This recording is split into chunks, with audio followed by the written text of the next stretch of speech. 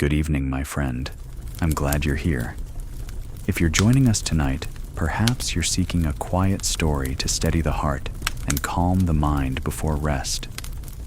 These hours at day's end have a special hush, as though time itself slows to listen. Tonight's tale is drawn from history, a world once dimmed when the sun itself seemed to falter. Across farmsteads and villages, families whispered their hopes for warmth, for bread, for survival. Yet, within the long shadow, they found one another and found the courage to begin again. Before we wander into that story, I invite you to settle yourself. Dim the lights.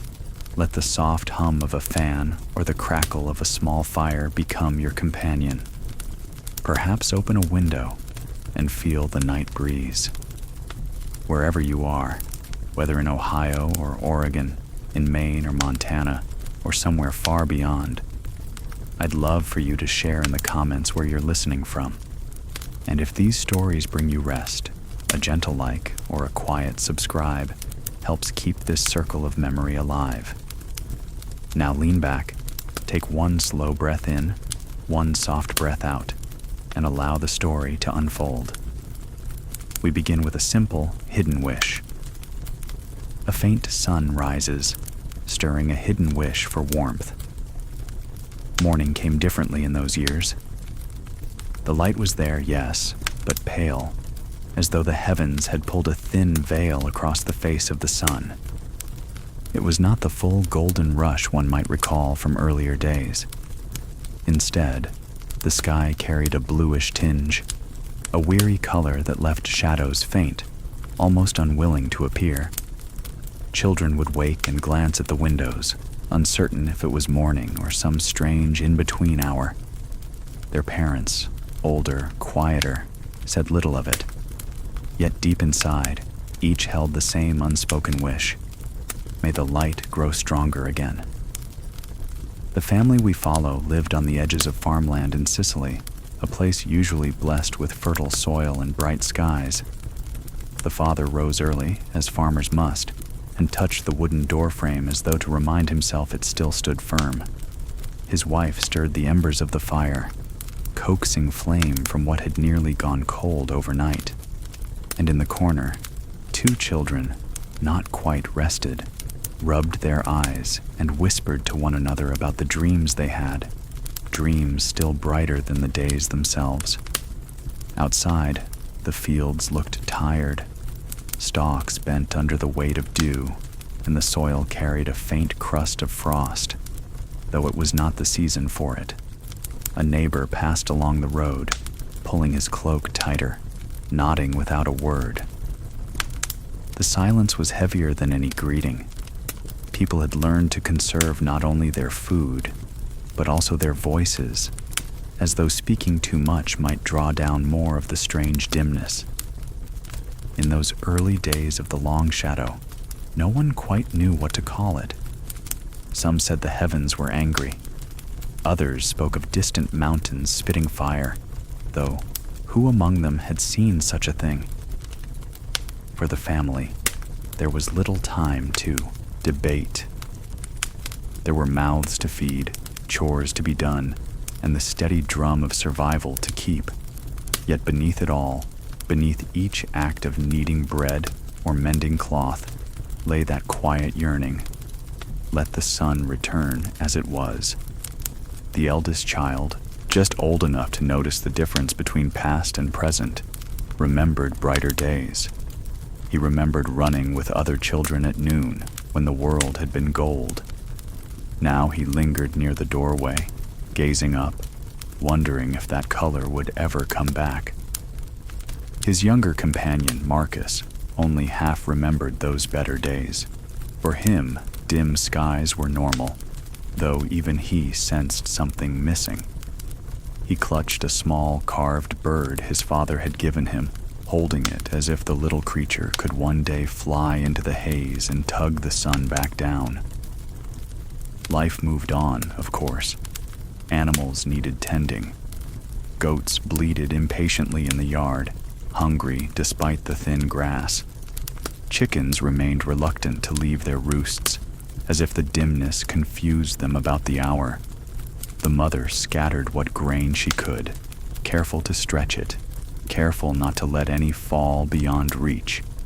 Every kernel mattered. The father walked the edge of the field, boots pressing into earth that should have been warming by spring, but instead carried a chill. He placed his hand on the soil, feeling for strength, listening in a way farmers do, as though the ground itself might whisper its plans. At table that morning, bread was shared in smaller pieces than before. Cups were filled with water drawn carefully from the well. No one complained. No one dared. Complaining required energy, and energy was as precious as any resource. The children chewed slowly as their parents had taught them to make a small meal last. And when they had eaten, the father rested his hand on the table, eyes fixed on nothing, before finally saying softly, "It will change." Seasons always do. The mother gave a small nod, but her eyes flicked toward the window, where the pale light stretched thin across the hills. She wanted to believe him. She needed to believe him. But like so many others, she felt a tremor of doubt deep inside. She carried it silently, not wishing to burden her children. As day stretched on, work filled the hours. Yet even in labor, a hush persisted. The sound of tools striking soil was muffled, as though the air itself swallowed noise. The children played near the doorway, stacking stones, making small games with pebbles and twigs. Their laughter was quieter than before, cautious, though every so often it broke free, a reminder that even in strange days, childhood found its way. And always, the wish remained, for the light to brighten, for the warmth to return, for life to feel ordinary once more. Wishes unspoken, but shared by all. Daily chores continue beneath a pale, uncertain sky. The morning did not arrive so much as drift in, like a tide that had forgotten how to rise. A thin, bluish light slid along the wall and came to rest on the clay floor, not quite enough to cast a clean shadow, yet stubborn in its insistence that the day had begun. The rooster announced dawn, like a man guessing the time. Even he sounded unsure. In the quiet house, breath made small clouds, and the hearth glowed with an ember's memory. The mother stirred first. She moved with the steady care of someone who has learned to be gentle with everything, even fire. She lifted the lid from the iron pot that held a sourdough starter, just a spoonful now, perfumed with yesterday's hope, and fed it with a thin trickle of flour. The smell rose, a little sweet, a little tart, like a promise that refused to leave. She pressed her palm to the side of the pot to judge the coolness of the dough, then tucked it close to the low coals, as if tucking a baby back to sleep. The father stepped outside and stood for a long moment under the wan sky. He touched the lintel, a habit acquired in better times, and walked the length of the garden wall. His breath rose and faded.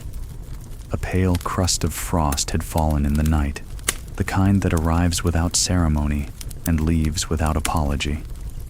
He bent to the earth and laid his hand on it. Soil does not speak, but it does answer, and today the answer was a quiet, tired pulse. Behind him, the door creaked. A child's face appeared in its frame, hair sleeping snarled, eyes still holding a dream. The child did not speak either, but lifted a hand in a small wave, as if to say, "I see you, and I see the day, and I will meet it halfway." Inside, the room warmed by degrees. The mother pinched salt with fingers grown nimble at making little taste like plenty. She glanced at the shelf where a jar of olives rested in brine beside a length of dried herbs. On a nail, a bunch of bay leaves hung head down, their edges curled like the pages of a book left open too long. She added one leaf to the pot and listened to the faint hiss as it met the heat, a sound like a whisper from a distant room. Neighbors began to pass along the path beyond the low wall, their footsteps softened by dust and a patience learned in hard seasons. Greetings were short and kind. No one asked foolish questions. The question on every tongue, "Will it warm?" had no honest answer, so they let it stay where it was, a thought that would not ripen. An old man with a wool cap tilted against the breeze carried a net for mending. He nodded to the father and lifted the net a finger's width, as if to say, "This will hold if I do my part." A young woman, cheeks red from the cold, carried a basket covered with cloth. She offered a sliver of cheese for a length of cord the father kept near the door. Trade, yes, but also something gentler, an exchange of steadiness. The morning's list was the same as yesterday's and the day before. In dim years, sameness is not a burden, but a rope. The children brought in kindling. The mother laid a kettle over the fire. The father checked the fence line, its stakes straight as careful thoughts. When he came to the gate, he paused and lifted the latch to be sure it still rose cleanly. Metal has a memory. He wanted it to remember now, when things could still be set in order. In the yard, the goat made a soft complaint, not from hunger exactly, but from the habit of being answered. The father scratched the curve of her horn and tied her to the post, while the older child fetched a handful of feed from the sack.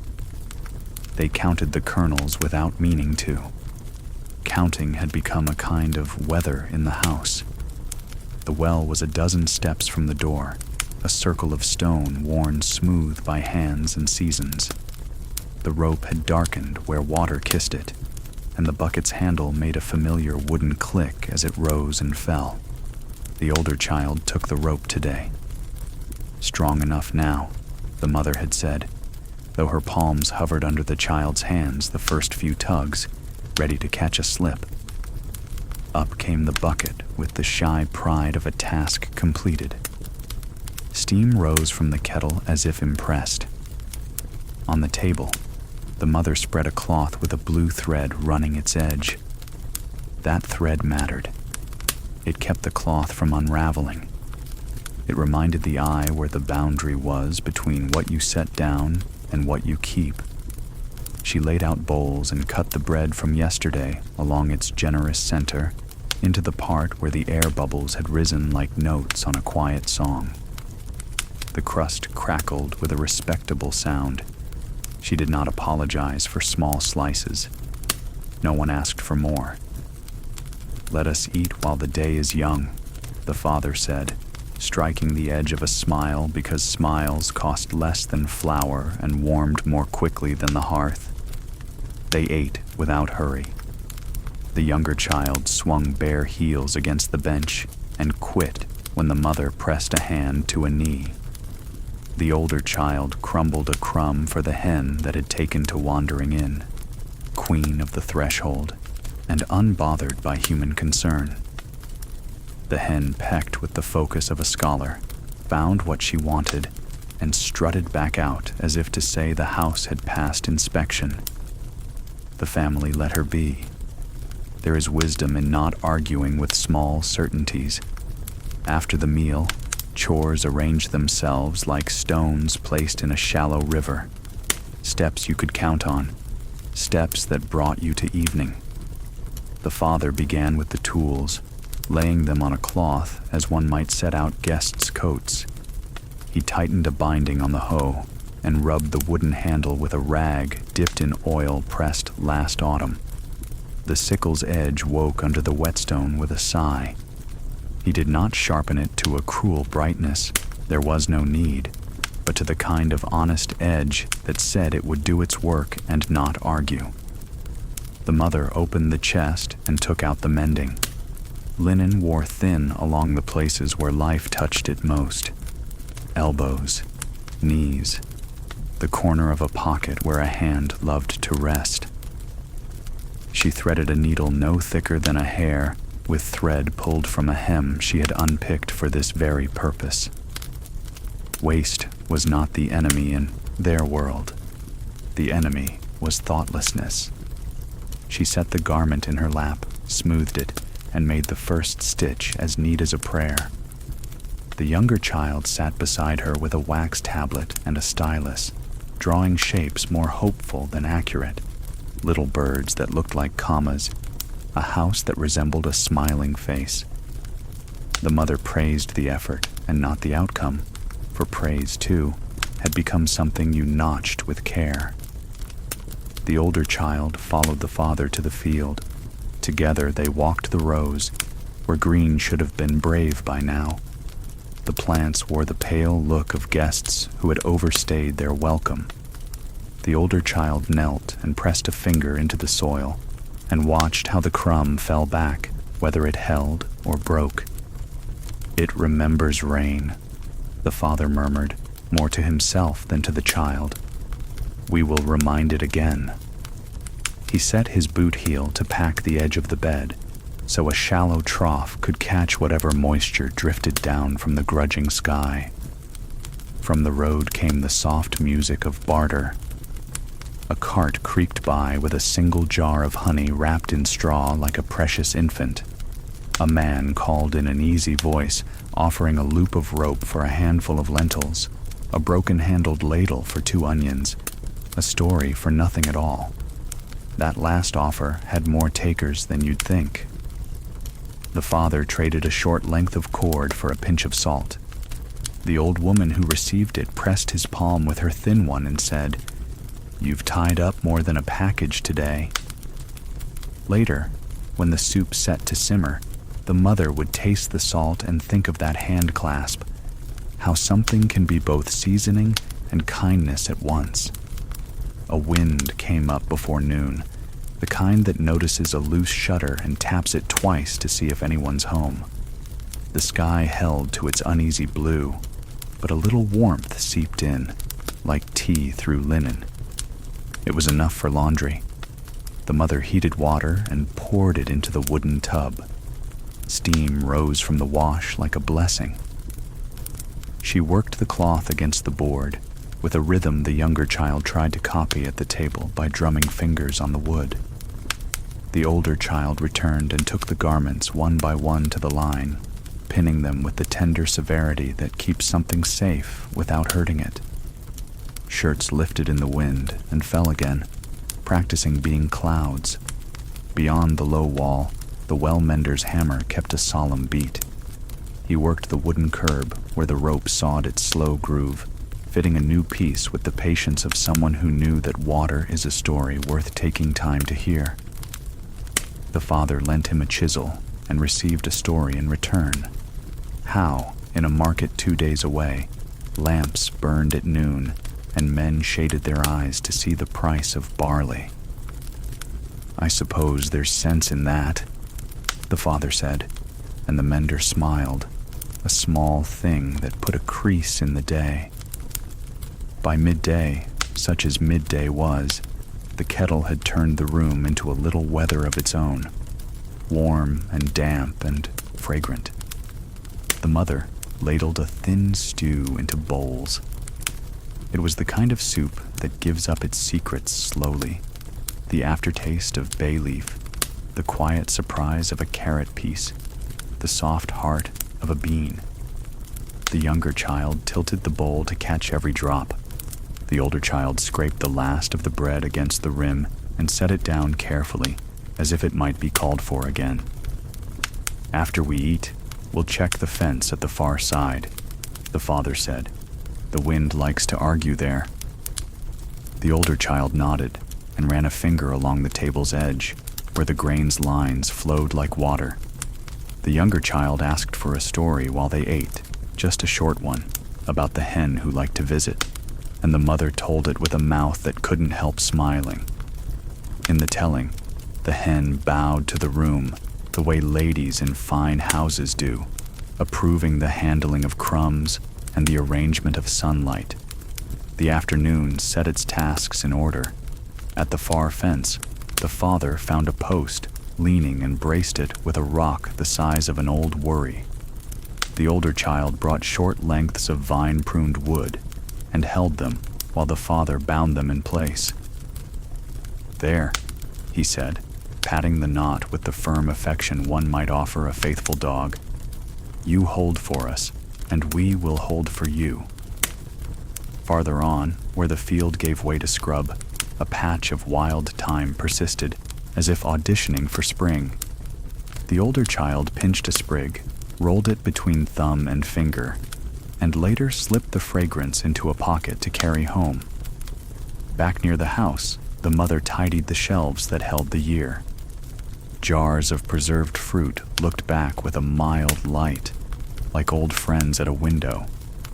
A twist of garlic hung beside a coil of twine. She counted things not to feed fear, but to make sure it did not feed on them. When she found the bottom of a jar of barley, she held it to the light and smiled. There was just enough for a small loaf if she paired it with yesterday's crumbs. She made a note in her head the way careful people do, in a script no one else can read, but that never fades. A neighbor came to the door with a question about a frayed strap on a bucket. The mother fetched a strip of leather from the box where she kept the narrow hopes. Little things you save because one day the world will ask for them. She worked the strip through the metal loop and told the neighbor to bring the bucket by when the moon was slower, and she'd sew it tight. The neighbor offered eggs. The mother took only 2. "Take 4, the neighbor urged. "They're confused and generous." "2 is plenty," the mother said, and both women laughed in that quiet way new friends do, standing with the elbows on the doorframe as if it were a fence between gardens. Through the day, the house learned again how to be a harbor. The floor remembered the sound of sweeping. The door remembered the hand that opened it kindly. The table remembered the weight of bowls honestly filled. The children learned again where to set their shoes and where to hang their shawls so the wind could not steal them in the night. The father learned again that oil on a hinge costs less than a broken door. The mother learned again that a soft word lands where a hard one cannot. Late afternoon softened, and with it, the tasks. Chickens found the courage to leave the shade and peck along the packed earth near the steps, commenting to one another in a language no one bothered to translate. The goat tested the end of her tether and then settled, chewing in a rhythm that could have been a lullaby.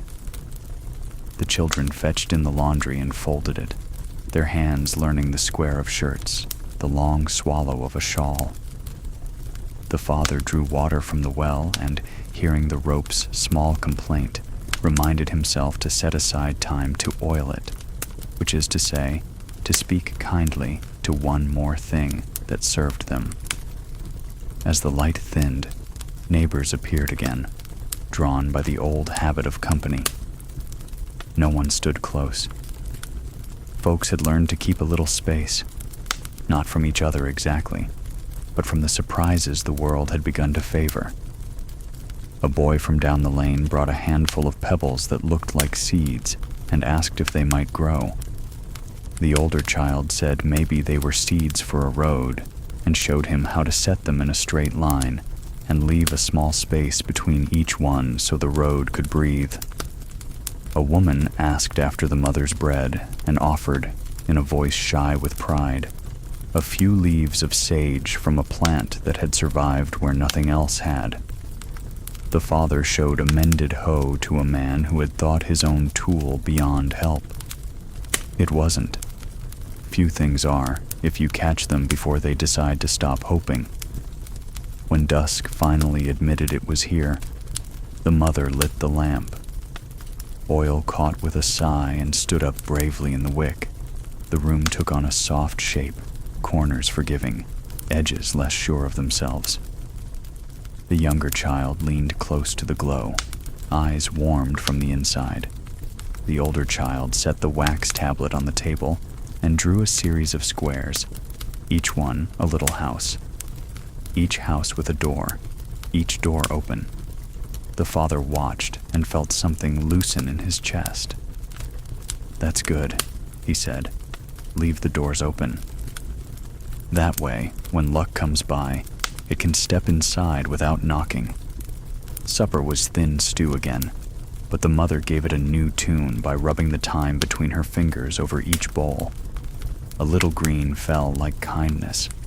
The children looked at one another, surprised by how much difference small things make when you're paying attention. The hen ignored custom and visited the house once more, as if to applaud the seasoning. They let her finish the crumbs and leave on her own. Pride keeps longer when you don't chase it.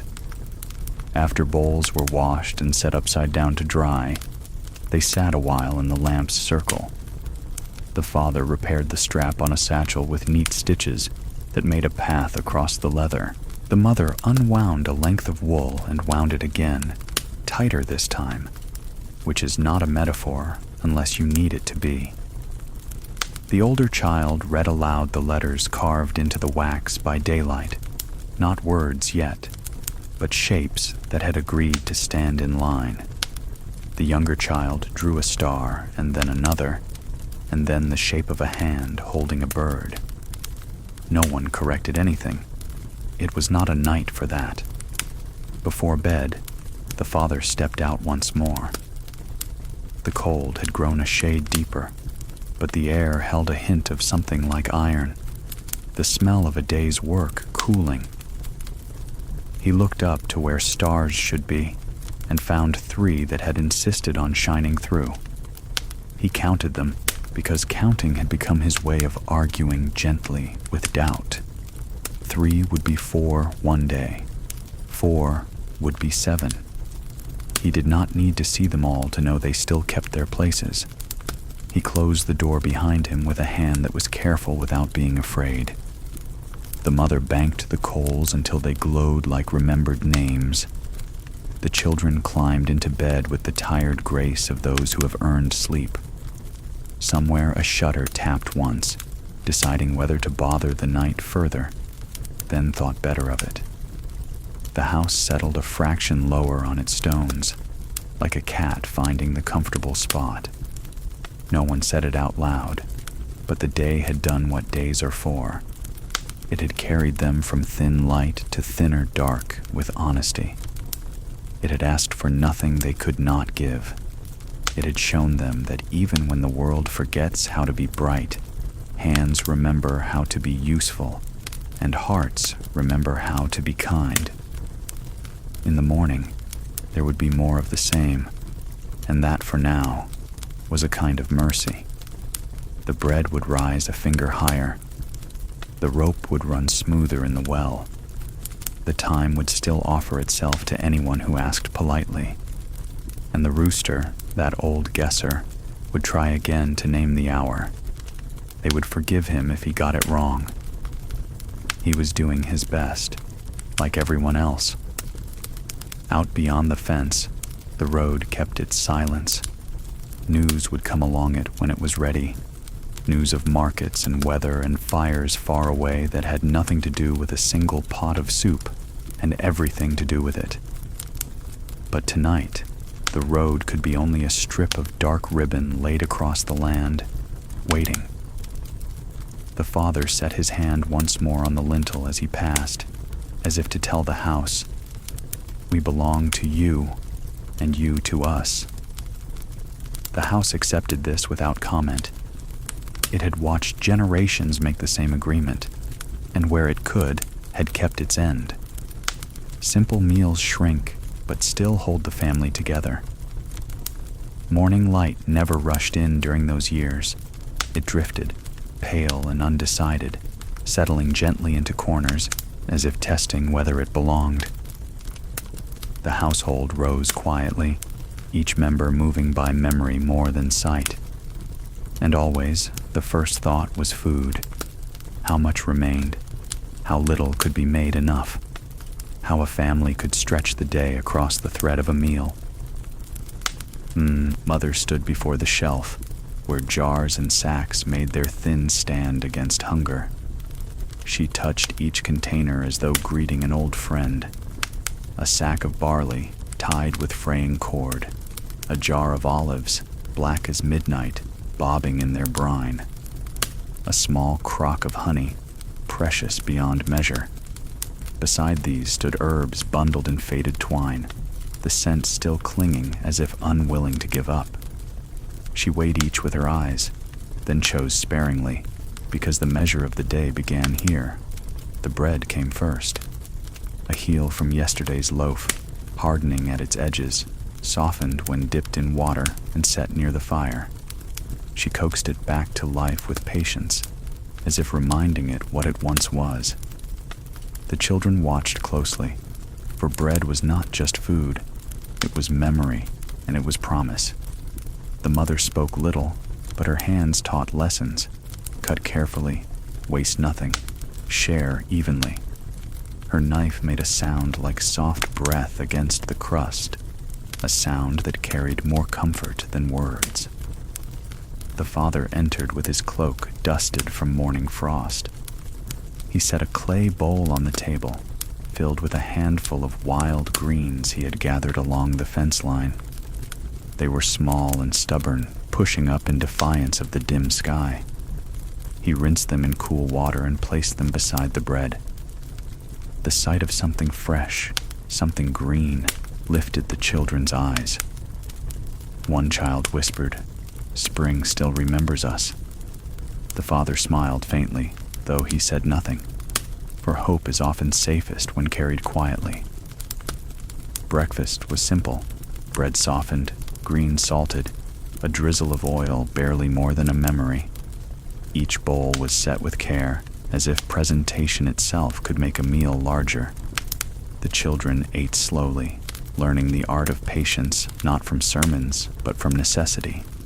They chewed until the taste stretched, until hunger believed it had been met. The mother urged them gently, "Take time." The body listens better when the tongue speaks slowly, and so they did. After the meal, the bowls were rinsed and set upside down, not left to linger, for cleanliness was its own kind of defense. The family rose to their work, but food remained on everyone's mind, a low hum beneath each task. Hunger was not sharp, like a sudden blade. It was dull, constant, like the pressure of a stone carried in the hand. It shaped the day without needing to announce itself. At midday, the mother turned again to her shelf. The barley was measured by palm, not by cup, because hands know better than numbers. She dropped the grains into a pot, added water drawn from the well, and stirred with the slow rhythm of someone who has stirred often enough to let thought wander. Into the pot, she crumbled a dry leaf of bay, a gift from a neighbor months ago. The leaf softened, then released its perfume like a story finely told. The room filled with a fragrance both humble and noble, humble in its scarcity, noble in its defiance. The children hovered, noses above the steam. One asked if there would be carrots today. The mother shook her head, but her eyes were kind. "Not today. But taste carefully, and you will find the sun." The child frowned, puzzled, then tasted later and understood. Warmth itself could be flavor when you learn to notice. A spoonful of barley, a wisp of bay, a sip of broth that whispered of better seasons. That was enough to keep the body willing. Neighbors passed by the door while the soup simmered. A woman leaned in, offering 2 eggs in exchange for a handful of salt. The trade was made with quiet gratitude. Eggs were treasure. Fragile, yes, but full of promise. The mother cracked one into the pot, and the broth thickened, richer, carrying the strength of a hen's patient work. The family watched as the yolk dissolved into gold, a reminder that even small gifts could shine. When the meal was ready, they sat again around the table. The father spoke softly before lifting his spoon. "We are fed by more than food." He nodded toward the window, where neighbors walked past carrying their own small burdens. "We are fed by each other." The children listened, and though they did not fully grasp his meaning, they understood enough to take smaller bites so that tomorrow's bowl might be filled again. Supper was the most delicate ritual of the day. By evening, hunger pressed more firmly, and patience grew thin. Yet the family treated the moment as sacred. The mother laid a cloth on the table, though it was worn, its blue border threadbare. She wanted the meal to look worthy of reverence. She placed olives in a small dish, the brine reflecting the lamplight. She drizzled honey on a piece of bread, cutting it into 4 so each could taste sweetness without envy. The father poured water into cups, then raised his gently. "To the day," he said, "that gave us what we needed, and to tomorrow, that we trust will do the same." They drank, not wine but water, yet it carried the same weight as any toast. During supper, the younger child asked if meals had once been larger. The mother paused, then nodded. "Yes, larger, but not always better. We learned to eat with our mouths. Now we are learning to eat with our hearts." The child considered this, then dipped bread into honey and smiled.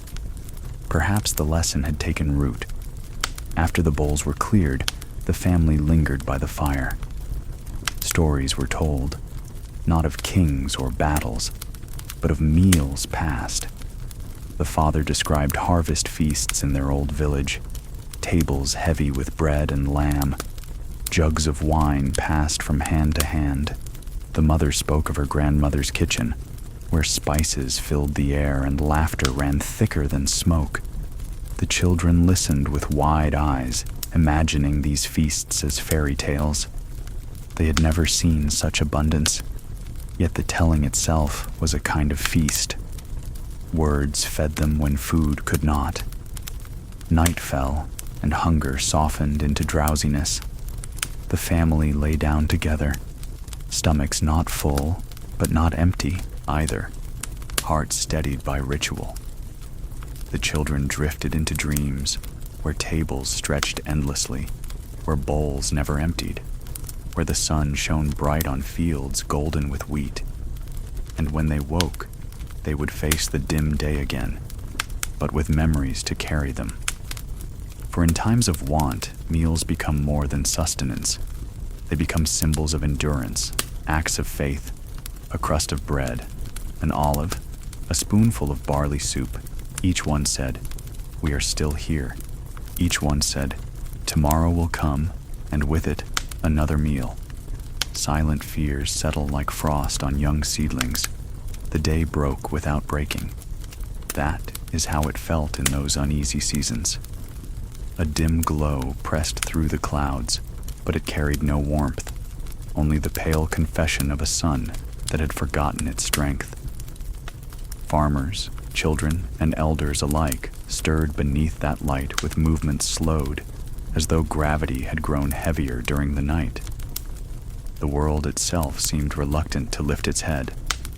The family rose in silence, each member aware of the hush that followed them through the rooms.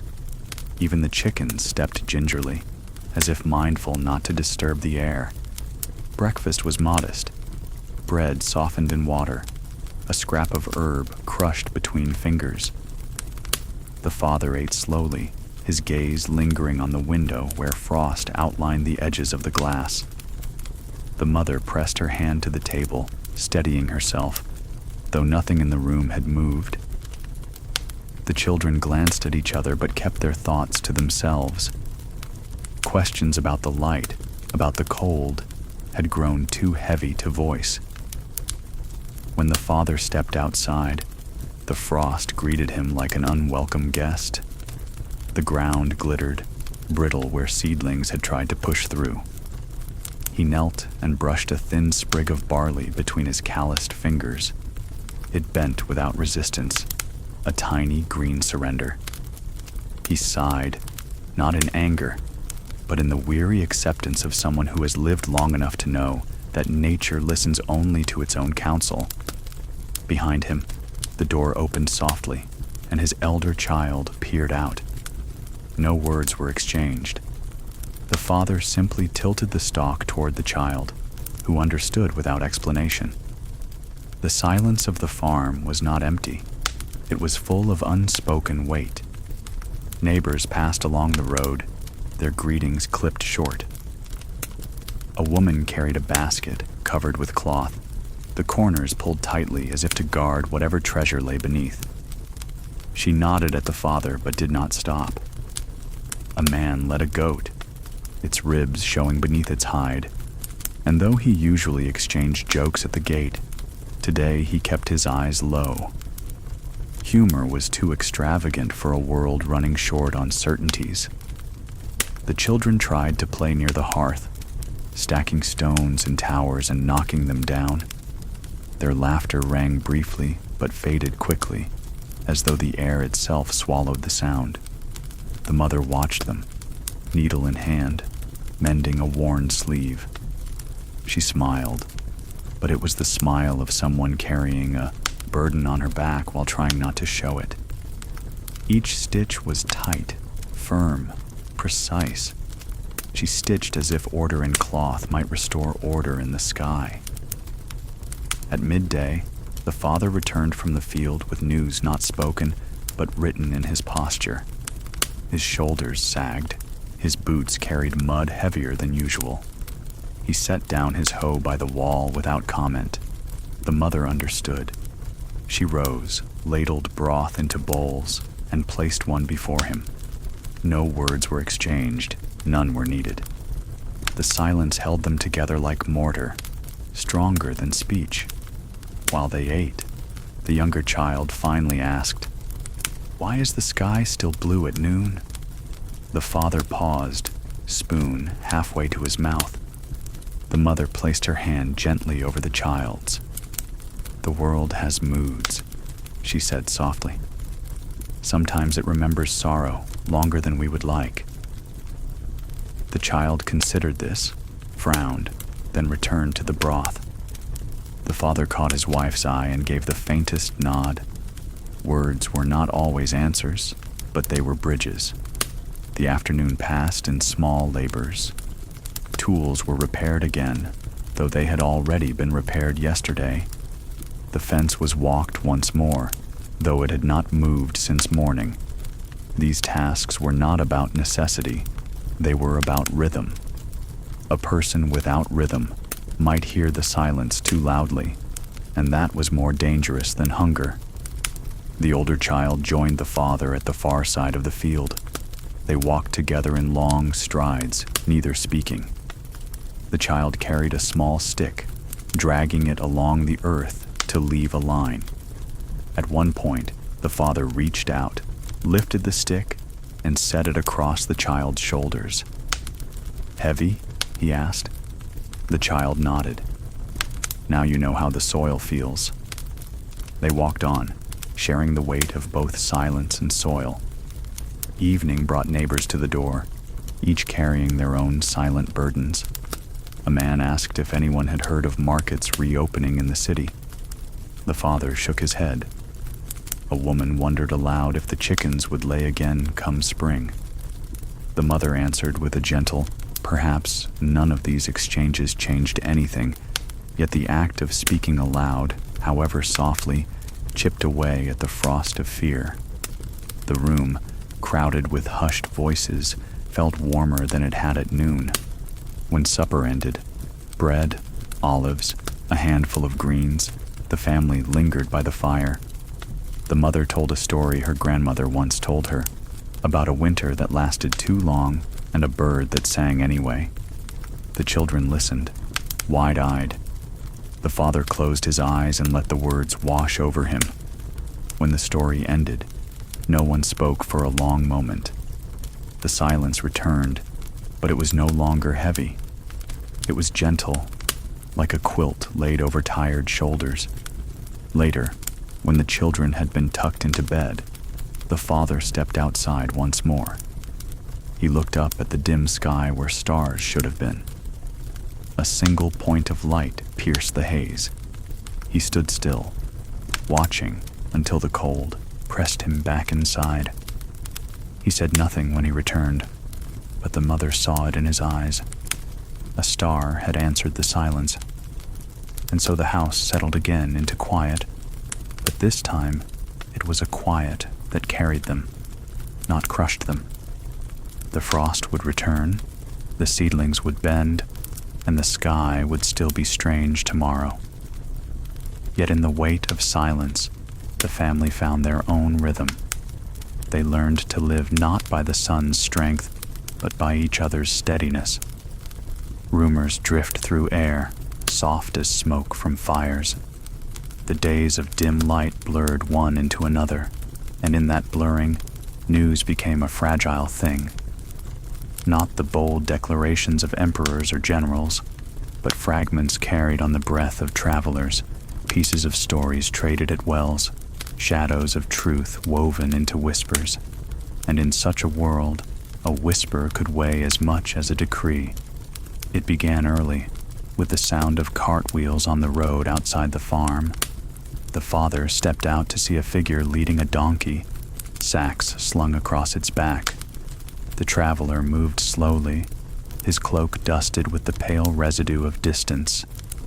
He paused when he saw the farmer, hesitated, then lifted a hand in greeting. "Markets in Syracuse are closing," he said quietly, almost as if embarrassed by the words. "Illness spreads there." He did not linger. He adjusted the donkey's load and moved on. The father returned inside, carrying the silence of what he had just heard. At breakfast, he did not repeat the traveler's words. He broke bread carefully, shared olives with deliberate calm. But the mother saw the furrow in his brow, the way his hand lingered a moment longer on the knife before setting it down. Later, when the children had gone to play, she asked, "What did you hear?" He shook his head, reluctant. "Nothing certain, only that the city grows unwell." She understood. Certainty was a luxury they could no longer afford. Whispers multiplied like vines. A neighbor stopped by in the afternoon, carrying a basket of figs preserved in honey. She traded them for a length of wool and a story. "They say ships are not docking as before," she murmured. "Captains fear what rides the air. Some claim the sea itself carries the sickness." The mother accepted the figs and listened. She did not argue. In times of fear, reason yields to the poetry of dread. Children, though shielded, sensed the unease. They played with stones near the hearth, arranging them into patterns, pretending the shapes were villages, rivers, mountains. Yet even in their play, rumors crept in. One child declared, "This village is empty." Everyone went away. The other asked, "Why?" The first replied solemnly, "Because the sky stayed blue too long." Their words carried no malice, only the echo of what they had overheard, reshaped into the language of games.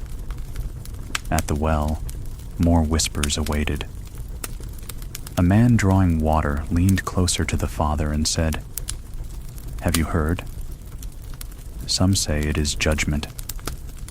The heavens punish us. Crops fail, skies dim, and now plague comes." He spat into the dust as if to rid himself of the thought, then hauled his bucket and left without waiting for an answer. The father stood for a long moment, listening to the creak of the rope, the drip of water, the whisper of fear that clung even after the man was gone. Evening brought travelers to the road again. A small group of them, weary and thin, rested near the wall. The children watched from the doorway as their parents offered water. One of the travelers, a woman with sunken cheeks, murmured, "In Constantinople, they say fire swept whole districts, and sickness followed." A third of the city gone. She did not meet their eyes. She looked instead toward the horizon, as if afraid her own words might summon what she described. Inside, by lamplight, the family gathered. The mother unrolled a wax tablet where she had begun scratching letters for the children to learn. She hesitated, then drew a simple curve, a half circle, and beneath it, smaller lines, like rays that could not quite pierce the haze. "This is the sun," she said softly. The children leaned in. "It will come back," she added, not as fact, but as promise. And in that moment, the promise weighed more than the rumors. Still, the whispers could not be banished entirely. They clung like smoke, finding every crack. The father sharpened his sickle by the fire, each stroke of stone against metal carrying the rhythm of worry. He thought of the traveler's donkey, the neighbor's figs, the man at the well. He thought of ships in harbors, sails furled, their crews afraid to come ashore. He thought of cities, great and crowded, where fear would spread faster than any illness. He set the sickle down, breathed deeply, and told himself the farm was far, the fields wide, the walls solid. Yet doubt lingered, quiet but insistent. The children asked for a story before bed. The mother chose one her grandmother had told her, about a time when storms raged for weeks and villagers feared the sky itself would collapse. But the story ended with calm seas, with fish returning, with life resuming. "So you see," she whispered, "storms pass. Darkness lifts. Even fear has its season." The children, half asleep, nodded. Their breathing grew even, untroubled by the rumors that filled the minds of their parents. Later, when the house was quiet, the father whispered to the mother what he had not told the children. "They say the sickness leaves swellings, black marks on the skin." She shivered, though the room was warm. "Whispers," she said firmly. "Just whispers." But both knew whispers had teeth. Outside, the wind carried fragments of conversation from travelers who still passed under the dim stars. Words like Egypt, hunger, plague, floated in the night air, detached, incomplete. The father stood at the door, listening, but he did not call out. Some news is best heard only in pieces, never whole. He closed the door gently as if to keep the whispers outside, and yet, even within, they remained. At midday, a lantern is lit, and choices grow clear. By the time the sun reached whatever passed for its highest place, the light over the village had the faded look of an old quilt, serviceable, thin, touched everywhere by a single weary color. A dog slept in the lane and did not bother to move when footsteps skirted its paws. Somewhere a hammer rapped, slow, careful, like a man counting out his own heartbeat. In such hours, when noon felt so much like morning and almost evening, people chose their tasks wisely, and words even more so. That was the day the headman asked for a meeting. The bell they used for gatherings was not much to look at, a little bronze throat with a scar along its rim. It hung from an olive branch by a strip of leather that had outlived 2 straps and would probably outlive a third if you oiled it. When the bell rang, its voice was modest, but the sound traveled. Doors eased open along the lane. Shawls were folded tighter.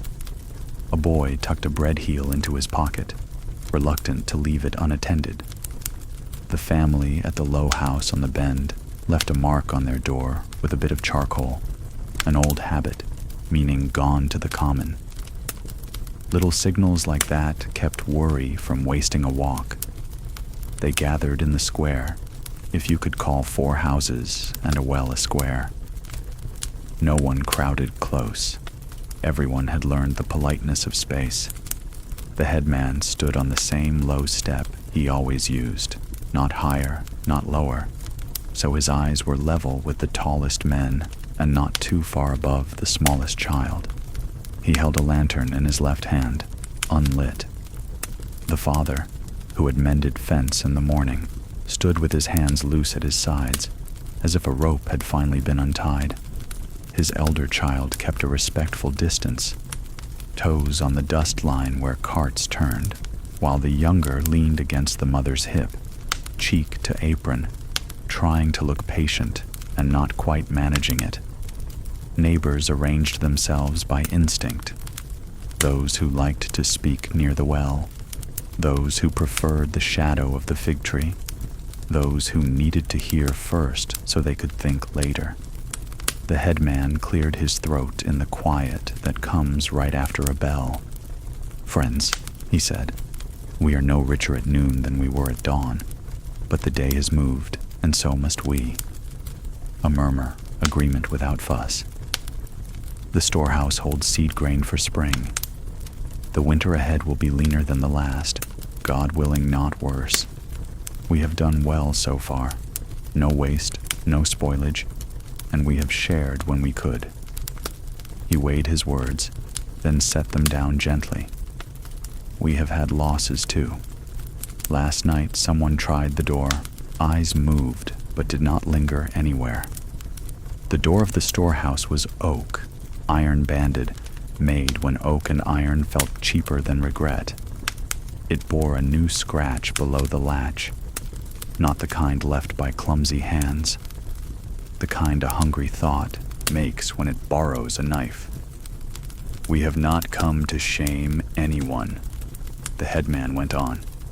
He raised the lantern a little, as if to remind them what kind of meeting it was. "We have come to keep seed, to keep peace, and to keep families. He looked around the square, letting each knot of faces feel seen. "We will make a plan." A woman near the well spoke first, voice steady. "2 locks," she said. "1 key for the headman, 1 for the oldest widow." She nodded toward Elena, who stood with her stick planted like a 5th leg. "A door opens easier when it requires 2 kinds of hands." Elena grunted, which was as good as a yes. "And a book," added the weaver, lifting his chin. He meant a list. Hardly anyone had paper worth that word. "We write what goes in, what comes out, names with it. If the world forgets, the page will remember." The mother's hand moved, just a small settling gesture, palm down, signifying approval. She liked things you could point to when memories started arguing. From the shade of the fig, the neighbor who always found the useful edge of a notion offered his. Set rations by heads, not houses. A house can look small from the lane and still hold 4 appetites. The headman nodded, almost smiling. "Count the mouths," he said softly. "It is the only honest math left." "Who keeps the watch?" asked a voice, tired, not suspicious. "A door is a good door until the night wants something." The headman lifted the lantern again. "Whoever takes a turn lights this." He thumbed the wick with his nail. "At noon." He let the words rest. "If we need light at noon, then noon deserves a lamp." They understood. It was not about seeing.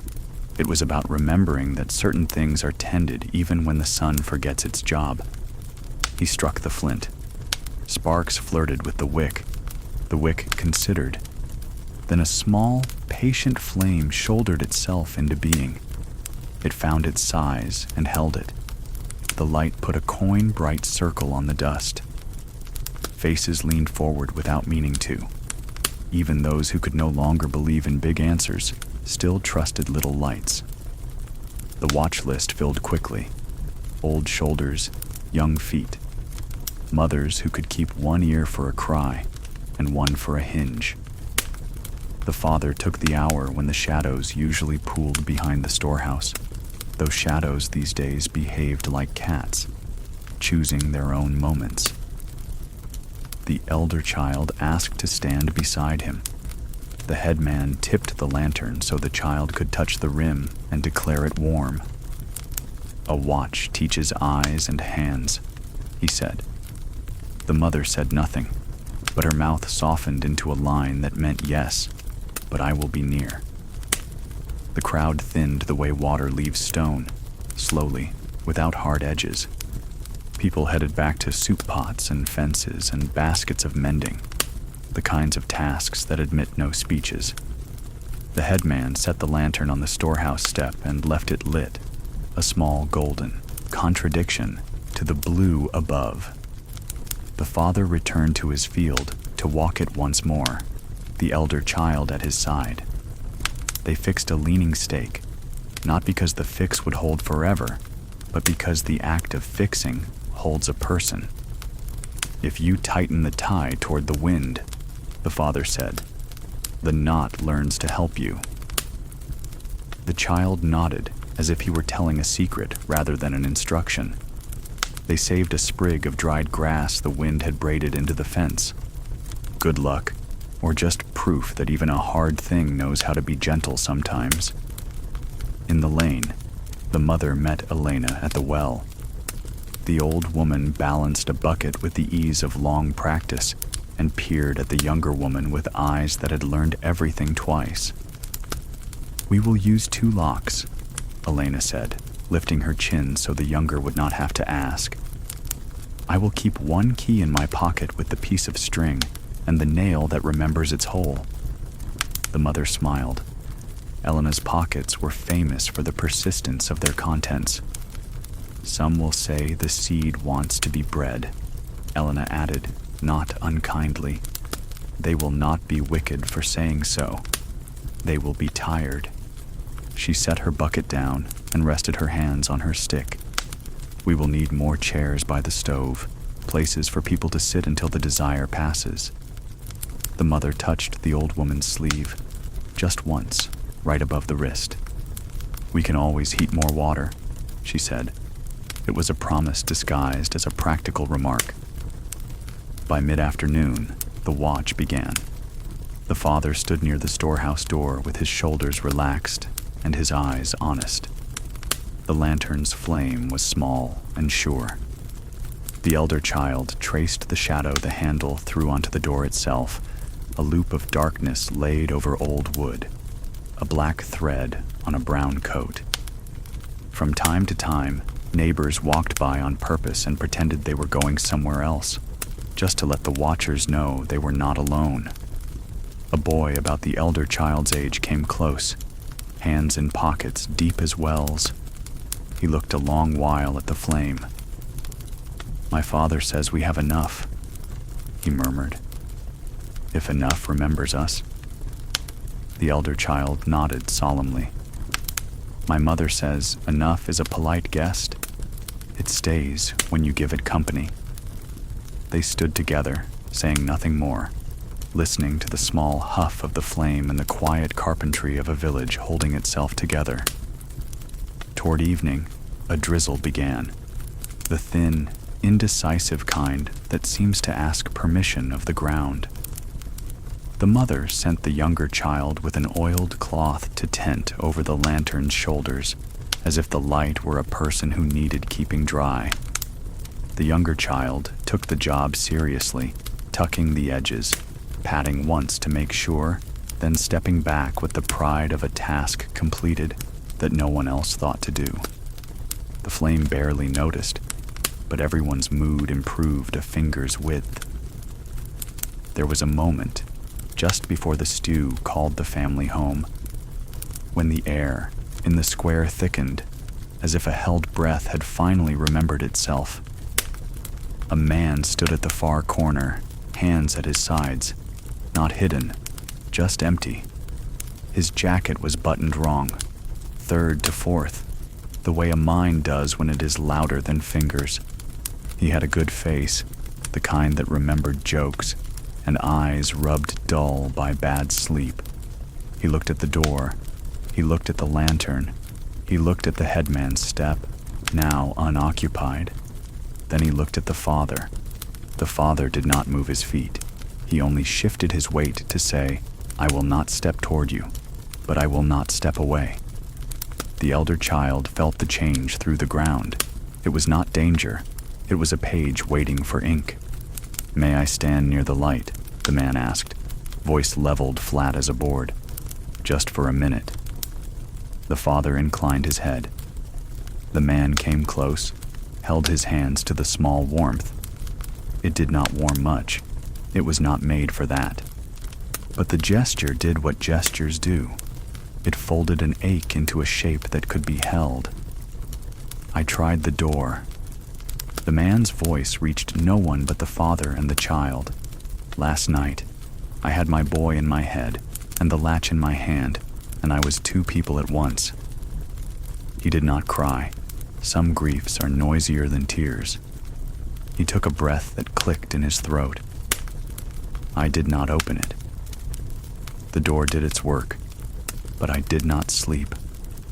The father studied the knot in the oak where the grain swirled, one brown eye in a wooden face. "I have seen a man stand in a river in winter," he said at last. "Not to cross, not to wash, only to remind himself he could feel something. He came out blue to the hips and forgot his trouble long enough to sleep." The man half laughed, surprised at the ridiculous mercy of the story. "There is not a river near," he said. "There is a bench," the father answered. He nodded toward the storehouse step. "And a lantern. I will walk the hour for you." The man hesitated. Pride is a hinge that squeaks even when you oil it. Then he sat, hands open on his knees, letting the light draw a circle around his feet. The elder child watched him study his own fingers as if they belonged to a stranger. When the headman came by with a wedge of bread saved from his own table, he did not say a word. He simply placed the bread on the step and kept walking. The man looked at it a long while before breaking it, small bites, slow, like a person learning to eat again after illness. When the family finally turned toward home, the lantern still burned. The father left his post to the next pair, a seamstress with a scar along her thumb and a boy who knew how to listen. He touched the man's shoulder. Not a pat, not a grab, just the pressure that tells a person he is still carried by a net he cannot always see. The man nodded, the kind of nod that means I will be here again tomorrow, but I will leave the latch alone. Supper was brief and kind. Time found its way once more into the bowl. The younger child reported with the weighty pride of a messenger that the cloth had kept the lantern dry. The mother, who had made the cloth from an old shirt whose elbows had learned too much, praised the both of them, the hand that carried and the hand that sewed. The elder child described the watch in plain words, leaving out nothing and adding nothing, like a ledger that balanced. After the bowls had been washed and turned up on their rims to dry, the mother fetched 2 small iron keys and tied each to a bit of cord with a knot a child could not undo by accident. She gave one to Elena, who had come by with the slow certainty of an appointment. The old woman wrapped the cord twice around her wrist, then tucked the key into her pocket with the nail and the string that remembered their place. The other key the mother looped over the headman's thumb, and he nodded, as if accepting a psalm. "Tomorrow," Elena said, "we will chalk the names by the door. Not to shame, to remember." "Also," she added, turning her stick so its tip drew a small circle on the floor, "we will put a chair by the step and a pot with warm water on a trivet and cups. A man is more likely to keep his better promise if his hands are busy around heat. Tea at noon," the younger child whispered, delighted at this absurd and therefore excellent idea. "Tea at noon," Elena confirmed. The house settled around the family as the day let go of itself. The father took a bit of oil to the hinge of the door that led to the small yard. He worked the pin back and forth, not because the squeak offended him, but because one less noise in the night seemed like a favor everyone could afford. The mother folded the cloth that had tented the lantern and laid it by the lamp where her hand would find it without looking. The elder child set a stone on the windowsill, flat, warm from the day, because some comforts get better at their job if you do not assign them language. The younger child slept with palms open, as if catching light in a dream. Out in the square, the lantern threw its patient circle and did not boast about it. Moths, which had been rare since the dimming, made a tentative visit, 2 white commas in the blue. The seamstress told the boy a story about the time a whole harvest was saved because someone thought to stitch sacks with 2 threads instead of 1.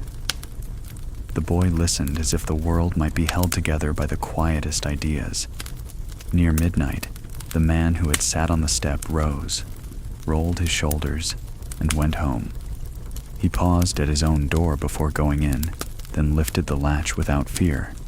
Inside, a small bed exhaled. A child, his, turned over, fist tucked under chin.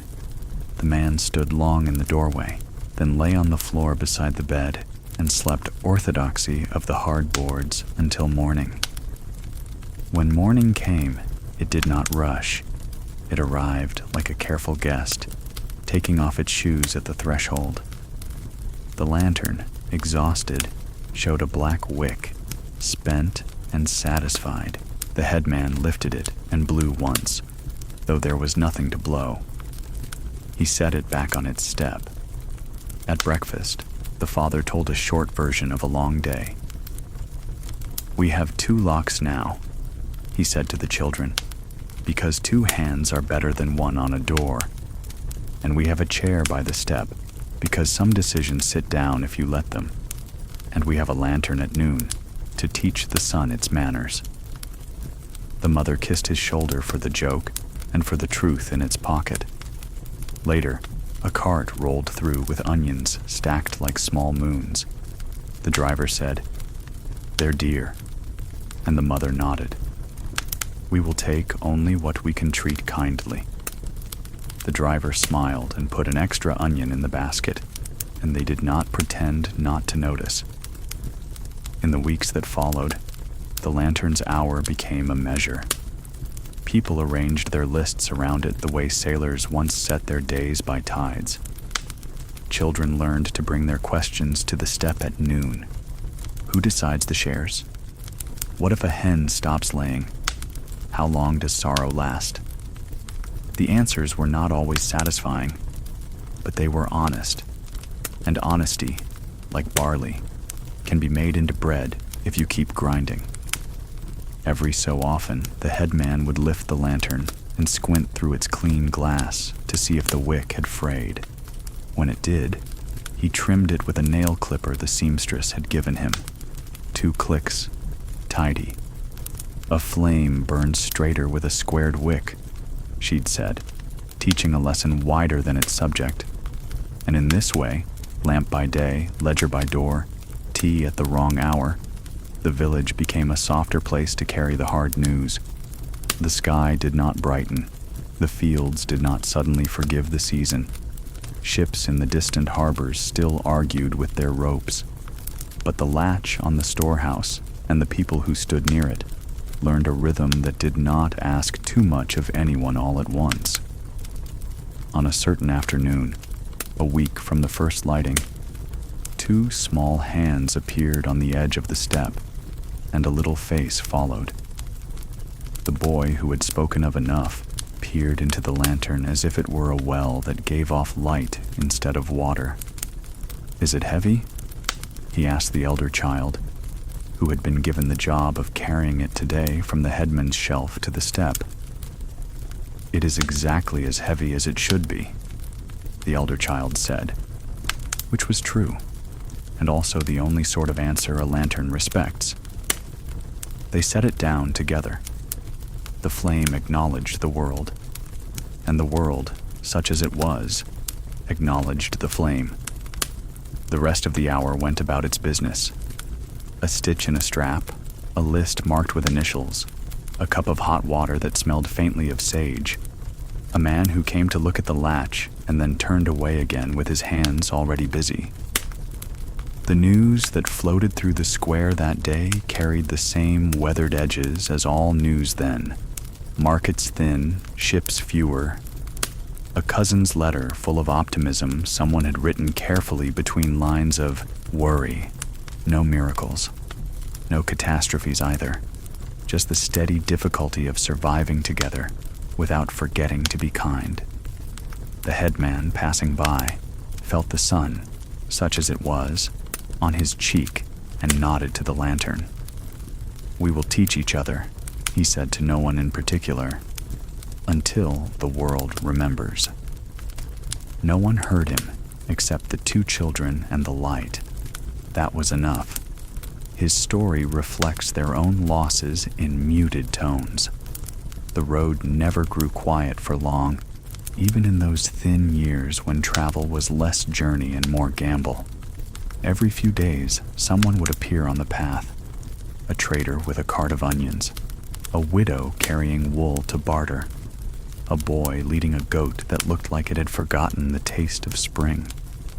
But sometimes, a stranger arrived not to trade, but to speak, and their words carried the kind of weight no bundle could match. It was on one such pale afternoon that the family saw him, tall, lean, his cloak stiff with road dust. He paused at the edge of the farm, as if deciding whether the gate could bear another story. The father laid down his hoe. The children straightened from their task of gathering kindling, and the mother stepped into the doorway, wiping her hands on her apron. No one rushed. In dim years, welcome was measured in patience, not in open arms. The stranger's eyes carried the same haze that hung in the sky, as if he had been staring at dim light for too many months. He nodded once and said, "Is there water?" The father gestured toward the well. The elder child fetched the bucket, lowering it with careful turns until the rope groaned. The stranger drank deeply, then wiped his mouth with the back of his hand, the gesture of someone who had long ago abandoned ceremony. When he lowered the cup, he said quietly, "I've come from the east. Constantinople." The name carried more than geography. It carried fire and ash, loss and exile. The family stiffened, each in their own way. The mother gripped her apron tighter. The father's jaw worked. The children watched with eyes wide, though they had never seen the great city except in memory stories. The stranger sat on the low wall by the path. "I left when the flames took the harbor," he said. "The sky was red for 3 nights, and after, the sickness came. Not only hunger, but the other. Swellings. Black marks." He did not lift his sleeve, but they all felt the ghost of the scars. The father sat beside him, silent at first. He did not ask for details because some stories are cruel when pulled too sharply. Instead, he let the quiet settle like ash. After a moment, he spoke. "We left earlier, before the sickness reached us, but the smoke still follows in our dreams." The stranger nodded. "Then you know." The mother brought a bowl of broth, thinner than she would have liked, but generous in its own way, and set it beside him. He thanked her with a look, not words. He drank slowly, as if honoring the warmth rather than the taste. Between sips, he spoke of the road westward, of villages emptied, of markets shuttered, of fields where seed sprouted but did not grow tall enough to wave. The children listened, leaning closer without realizing it. To them, the story was both strange and familiar, like hearing someone else describe a dream they had also dreamed. When the stranger finished the broth, he set the bowl carefully at his feet. "I have no home now," he admitted. "Only the road. But I carry stories. Sometimes that is enough to pay my way." The father nodded slowly. "Stories are heavier than they look. They travel farther than bread." The man smiled faintly. "Then I am rich and poor at once." Evening drew near, and the family invited him to share their table. The meal was simple: bread, olives, a scrap of cheese. Yet under the weight of his tale, even these small offerings felt precious. The mother cut the bread into 5 pieces instead of 4, and no one complained of smaller portions.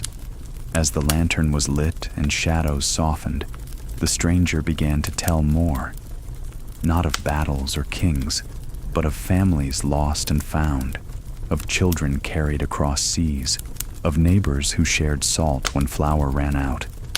His voice was low, steady, carrying sorrow without sharpness. Each story was like looking into a mirror. The family saw themselves reflected, their own losses softened by being spoken aloud by another. The elder child asked, "Do you think the sickness will reach here?" The man looked into the flame. "Perhaps, but fear runs faster than illness. Do not let fear arrive before it must." The mother touched the child's shoulder. "You hear that? Fear is a poor guest. We will not set the table for it." Later, when the stranger had gone to sleep in the small shed near the fence, the family sat by the fire. The father said quietly, "His story is ours, only told from another road." The mother nodded. "It reminds us we are not alone in our losses." The children leaned against them, comforted not by promises, but by the recognition that others walked the same shadowed path. That night, the stranger's breathing could be heard faintly from the shed. It was the sound of survival, fragile, persistent, like the flame of the lantern at the storehouse. Outside, the sky remained dim, but within the walls of the small house, stories had bound them tighter than locks. Small mercies opened doors fear once kept tightly closed. Morning broke with the same muted sky, a haze that dulled the edges of hills and softened even the brightest colors into gray-blue shadows. Yet within the farmstead, something warmer stirred. It was not the sun. It had no power over the clouds, but rather the aftertaste of sharing stories the night before. The traveler slept still, his cloak pulled high, his breathing steady in the shed. But his presence had left a trace, like a lamp's glow that lingers even after the wick is pinched. The family moved through their chores with a different rhythm that day, slower in some ways, gentler in others. The father repaired a broken hinge on the barn door. Each strike of the hammer was firm but measured, careful not to wake the traveler. The elder child swept the yard, dragging the broom in long arcs, taking satisfaction in the small sound it made across the stone. The younger child chased a chicken half-heartedly, laughter soft but real, like a brook finding its voice after a long freeze. The mother, watching them all, felt the faint rise of hope, a fragile stem pushing up through cracked earth. When the traveler finally stirred, the mother brought him a cup of warm water mixed with honey. It was no feast, but in these times such a gift was rare. He held the cup as though it weighed more than its share, drinking slowly, savoring the sweetness. "It has been months since I tasted honey," he murmured. His eyes shone briefly, though not with tears. Gratitude can gleam without falling. At midday, he offered something in return. From his pack, he drew a small carving, an animal, perhaps a fox or a dog, smoothed from wood darkened by years of touch. He held it out to Marcus, the younger child, who reached with hesitant fingers. "It kept me company on the road," the traveler said. "Now it should keep you company." The boy turned it over, marveling at its shape, the way the grain curved like fur. He tucked it into his pocket as though it were a living creature, a secret friend. Kindness moved both ways, quiet as a current. That afternoon, the father walked with the traveler through the fields. They spoke little, pointing now and then at the crops, at the fences, at the sky that refused to change. At one point, the traveler bent to lift a fallen branch from the row of barley. "Even this," he said, "can make the difference between a stalk standing or failing." He leaned the branch aside, and the gesture itself became lesson enough. Neighbors soon learned of the stranger. Word carried faster than feet, as it always did. Some eyed him warily, remembering other travelers who had brought nothing but need. But others, seeing the family's openness, softened their own suspicion. An old woman brought by a length of wool thread, saying only, "For his cloak." A boy, shy, left a small bundle of herbs near the shed door, darting away before he could be thanked. Each offering was tiny, yet together they shaped a circle of welcome. At supper that night, the table was no larger, but the atmosphere was. Bread was sliced thinner, yet no one complained. The mother pressed olives into a bowl, their black sheen glinting in the lamplight. The father poured water and raised his cup, not for a toast, but for the simple acknowledgement that one more mouth could be fed. The traveler ate quietly, but his eyes moved around the table with care, as if memorizing the faces that had allowed him to rest. Afterward, he spoke, not of loss, but of resilience. He told of a widow he had met in Thrace, who had taken in children not her own, of a fisherman in a half-empty village who shared his catch even on days when the nets came back nearly bare, of a boy who traded his only shoes for a book because he believed words would outlast leather. These were not grand tales. They were small mercies strung together like beads. Yet as he spoke, the room grew warmer, as though each story added another log to the fire. The elder child leaned forward, asking, "Why do people share when they have so little?" The traveler smiled gently, "Because sometimes sharing is the only way to remember we are still human." The words settled into the silence like seeds into soil. Later that evening, the children brought out their treasures to show him: the carved bird, the smooth stone, the new wooden fox. He listened as though these small tokens were the crown jewels of an empire. He touched each one respectfully, nodding, as if to say, "Yes, these matter."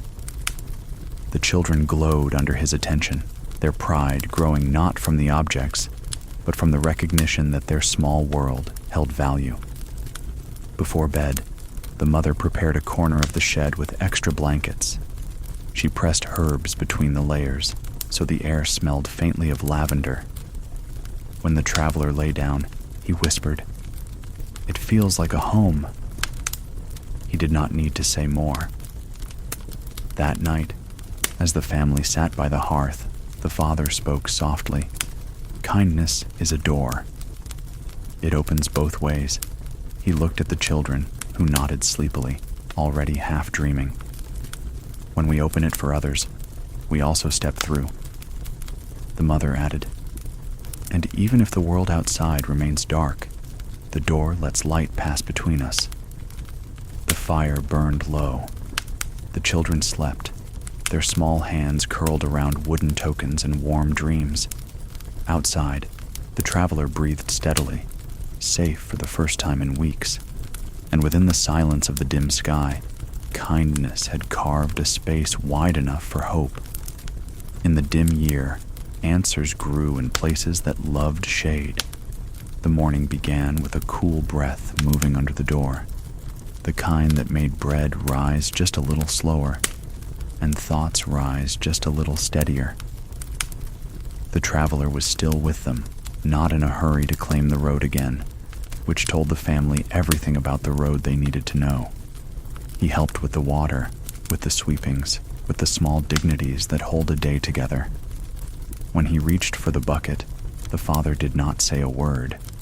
Work that arrives unannounced is nearly always the truest kind. The sky kept its blue-gray bargain, offering light enough for tasks, but not enough to find your shadow. The elder child missed shadows. They were proof that the sun was not a rumor. In their absence, the child invented new measures. The way metal cooled faster on the sill, the way hens hesitated 3 beats before stepping from the coop, the way the well rope felt slightly damp by mid-morning. A world without shadows still had clocks, if you knew where to look. On that particular day, a woman came up the lane with a basket on her arm and twine around her waist the way some people tie hope where they won't lose it. Her name in the village was Lysa of the Hills, because she knew plants by their gossip as well as their shape. She stepped lightly, as if accustomed to listening to ground that kept a few secrets. At the gate, she lifted her chin toward the mother. "I've brought something," she said, not boastful, not shy. "A lesson that grows in the dark." They made a small circle in the yard. The mother, the father, the traveler, the children, and Lysa with her basket. She drew back the cloth to show a sack of clean straw, a handful of crushed chalk, a small packet wrapped in waxed linen, and a clay pot pierced with holes like a flute. The elder child leaned close, reading meaning in the arrangement. "Mushrooms," Lisa said, letting the word find the air. "Oyster kind, mild as rain. They favor what the sun forgets. Give them straw and damp, and they will give you food that does not ask for shadows." The father glanced toward the sky as if to apologize to it for considering such a favor. "We've heard talk," he said, "but talk doesn't butter bread." "No," Lysa agreed, "but it can tell you where to find the churn." She stretched her skirt under her knees and sat, then showed them the order of things. Soak the straw until it sighed, squeeze it until it no longer wept, break it into lengths the size of kindness, dust it with chalk so that other, hungrier, smaller lives would think twice about moving in. She worked with unhurried certainty, the children helping with solemn hands, the traveler watching like a man who had run out of things he could carry, and was delighted to be offered something that weighed almost nothing. "And this," she said, unwrapping the little packet. It held what looked like pale threads and crumbs, the memory of a forest translated into something that could travel by pocket. "Spawn," she explained. "The beginning and the crossroads. We will mix it in, layer by layer, straw, then seed of the knot plant, then straw again, like telling a story in which 2 voices take turns and neither interrupts the other." They worked in the cool shade of the shed, the younger child patting each layer with a flat palm, the way you press a blanket over someone you love.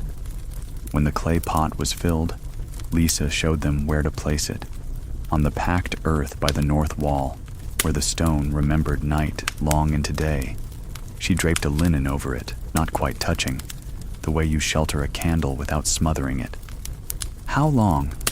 the mother asked. "Longer than impatience," Lysa said, smiling, "and shorter than despair. 10 days to a whisper, 20 to a promise, 30 to a pan." She wiped her hands on her apron and reached into her basket for one last parcel. "For your lantern watchers," she added, offering a small pouch of dried leaves. "Boil them and breathe. Time with a few friends." She rolled her eyes at herself. "My pockets never travel alone." The father did not ask what she wanted in return. He knew the kind of arithmetic Lisa did. It included future days, other hands, and the fact that news goes first to the doors that were generous last week. He fetched a small wheel of the hard cheese they kept for leaner moments, and half a jar of olives that had forgiven the brine. Lisa accepted only the olives. "Cheese keeps longer there than here," she said, touching her own chest. "Let it sit." After she left, the household hovered near the pot, as if mushrooms track attention. The traveler laughed softly. "Don't watch too hard," he said. "Bread burns when stared at, and so does everything else." "Will they really grow without light?"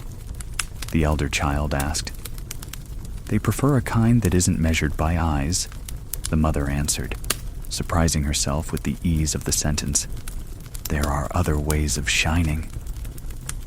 The day went on, harvesting its small successes, a hinge that no longer complained, a hen that changed her mind and laid after all, a boy who had looked at the storehouse latch too long the week before came and stood by the lantern chair for an hour with his hands occupied shelling beans, and when he left, the latch still had all the conversations it needed.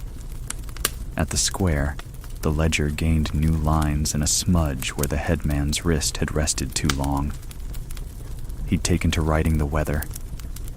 Cool as a secret. Wind with elbows. Blue that doesn't believe itself. Small comments that made the page feel like a person who might speak back someday. On the third day, the younger child noticed a smell by the pot that was neither damp nor straw nor chalk, but something between rain and bread. Whisper, Lisa had called it, and so they all called it that too. On the fifth, a pale tuft pushed through, a frill like the hem of a little cloud. The elder child clapped once, then clapped hand over mouth in case clapping was an unkindness to small beginnings. By the seventh, small shelves had formed, delicate fans stacked like polite hands waiting their turn. The traveler said grace without saying a blessing. "I've seen cities built on stone and ships built on patience," he murmured, "but I've never seen a feast begin in a darkness this useful." They did not harvest the first flush. They let it grow past what hunger insisted, wanting to see what abundance looked like when it wasn't afraid. On the 10th morning, the mother cut a few caps with the small knife the elder child kept oiled like an argument you'd rather not have. She cooked them with garlic squeezed thin and thyme that remembered where it had slept through winter. The pan hissed and then calmed, and the smell moved through the house like an old song rearranged for a smaller room. Even the youngest ate slowly, the way you do when you want your mouth to be sure about what it's learning. "It tastes like a place that knows how to keep secrets," the elder child said. The father lifted his spoon in agreement, which was higher praise than salt. Word drifted into the square by afternoon. Someone had taken the man with the latch into a joke about onions, and he had laughed out loud, surprising everyone and himself. Laughter in those months was like finding a coin embedded in the threshold. You don't pry it out. You touch it each time you pass. When Lisa returned, 2 days sooner than she'd said because plants and people both enjoy being checked on, the family had a small bowl of sautéed gratitude waiting. She ate with the attentive delight of a teacher watching a student say something true in their own voice. "Keep feeding the straw," she advised. "Water like a letter, not a flood, often and not too much, and with your name on it." She showed them how to start a second pot from what the first had learned, a quiet multiplication that felt like counting to 4 in a language that didn't yet have numbers. "Take one to the widow Elena," the mother suggested. "She walks the storehouse key in circles around her pocket. It will give her another circle to keep." They wrapped a small cluster in clean cloth and carried it across the square. Elena met them at her door with the smile she reserved for nonsense that improved the world. "Ah," she said, pressing the parcel to her nose. "If a forest had a bakery." She raised the cloth edge like a curtain, peered in, and then, with that director's authority she wore without trying, she said, "We will make a pot by my stove. It will answer to 2 names." At the threshold, the mother hesitated. "We have no paper to write what Lysa taught us," she said. "It would be wrong for the lesson to stop at our wall." Elena tapped her temple with the storehouse key. "This is the first book," she said, "but we will write it again." She looked toward the lantern step. "On the back of the ledger, there's always room behind the money talk for the recipes of survival." The headman agreed that very evening. In the margin beside rations and weights, he wrote, "Straw, clean, water, patient, chalk, pinch, spawn, enough, shade, kind." It looked like a prayer that had decided to earn its keep. The traveler watched the little bureaucracy of mercy with a tenderness he did not disguise. He had lived in places where rules were a roof over a neighbor you might never meet. Here, rules were a blanket 2 people pulled toward each other and somehow didn't lose. Yet the quiet remedy did more than fill pans and ledgers. It gave the children a project that was not about holding back the night, but about inviting it to the table. The elder child learned to read the textures of straw the way some read faces. The younger learned the language of damp, when it smelled sleepy, when it smelled cross, when it smelled like it might be thinking of mold. The traveler taught them a sailor's trick of hanging a spoon by a string so that when a draft moved, the spoon would tap the clay gently, a bell for a change you couldn't see. Such little instruments made the shed feel like a chapel to attention. The father, who trusted work more than omens, found himself pausing in the doorway just to watch the shelves widen day by day, as if someone were slipping thin plates into a cupboard in the night. The mother, who had always tracked time by dough, now kept a second clock in the corner of her eye, each cluster an hour, each harvest a week. Not every experiment behaved. One pot sulked to sourness, a sweet rot like a song that ends on the wrong note. The mother carried it to the edge of the vegetable patch and buried it with a little apology, the way you do for an idea that suffered from enthusiasm. Another pot raced itself to stringy toughness, a reminder that hunger can make a plant hurry and end up with too much muscle and not enough taste. Lysa of the Hills returned with her pockets full of corrections. "The earth is a person you can ask," she said, pressing her palm flat to the ground, "but she speaks in weather, not in words. Slow your questions." Meanwhile, the lantern at noon had found its own companions, a pot of mint that tolerated the shade, a basket of clean cups, a short pencil dwindled to half its original promise, and a chessboard someone had scratched onto a board with the blunt side of a nail. The pieces were buttons and beans and a single carved bird that agreed to be a queen for an hour a day. People stayed to play a game and forgot, for exactly 9 moves, that they had been losing arguments against the sky for a year. One afternoon, a boy from 2 farms over came running with a sputter of news. A cousin of his had fallen into fever. The word slipped into the square like a chill through a gap in a window. People did not shout. They craned their attention the way you do toward a sound you hope you invented. The mother set down the ladle as if it might break the table. The father stood. Elena's hand found the key in her pocket and held on. Lysa of the Hills listened without blinking. "We will not visit," she said, and the words were not unkind. "But we will send air that is good to breathe."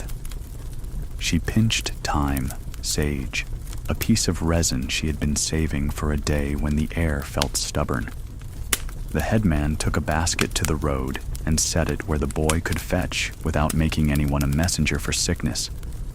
He included a note in his big, careful letters: "Boil water, wash hands, air the bed when you can.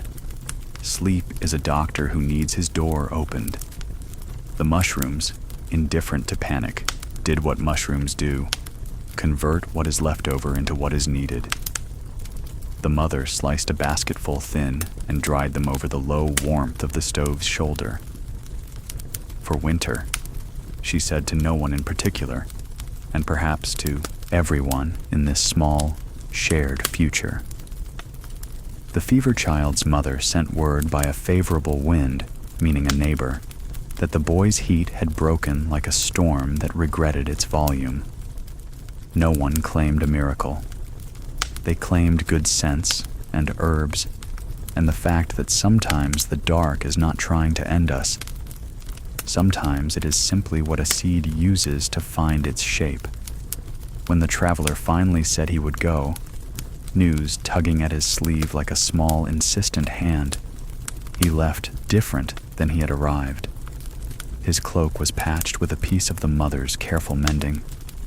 His pack held a jar of dried mushrooms wrapped like a secret. His mind held the recipe written in the ledger's margin twice over. He hugged the father the way men do who have shared labor but not stories. He hugged the mother the way travelers thank a house. He touched the heads of the children with 2 fingers, a sailor's blessing or a superstition useful enough to keep. For the next village, the elder child said, pressing the little wooden fox back into the traveler's hand. You kept me company. Now, keep another. The traveler hesitated. Gifts that have just learned their family are hard to send back into the world. But he understood the grammar here. Kindness is a verb that declines across other lives. I'll teach it new roads, he said, and tucked the fox into his pack with ceremony. He stood for a moment by the lantern step, which even at that hour remembered the heat of many noons. He touched the ledger as a man might kneel. You've built a way, he said, not a wall. Come back when the sky remembers us, the mother said. I will return when it is ordinary, he answered, smiling. We will need a story then even more. He walked away the way right departures do, without drama, with intention, with one look back that said thank you more than farewell. The younger child waved until distance made waving silly. The elder child watched until the figure became line, then smudge, then a part of the air. In the days that followed, the pot by the north wall kept its promises, and so did the people. New hands learned old motions. The chair by the lantern held different weights and remembered them without pride. The ledger grew a second spine of instructions that were really invitations. Move slowly, listen for damp, measure with your nose, teach what you learned before you forget you learned it. Once, late, the father found the mother sitting in the shed by the clay pots, her skirt tucked under, her palms on her knees. It is quiet, he said, apologizing with his voice for breaking it.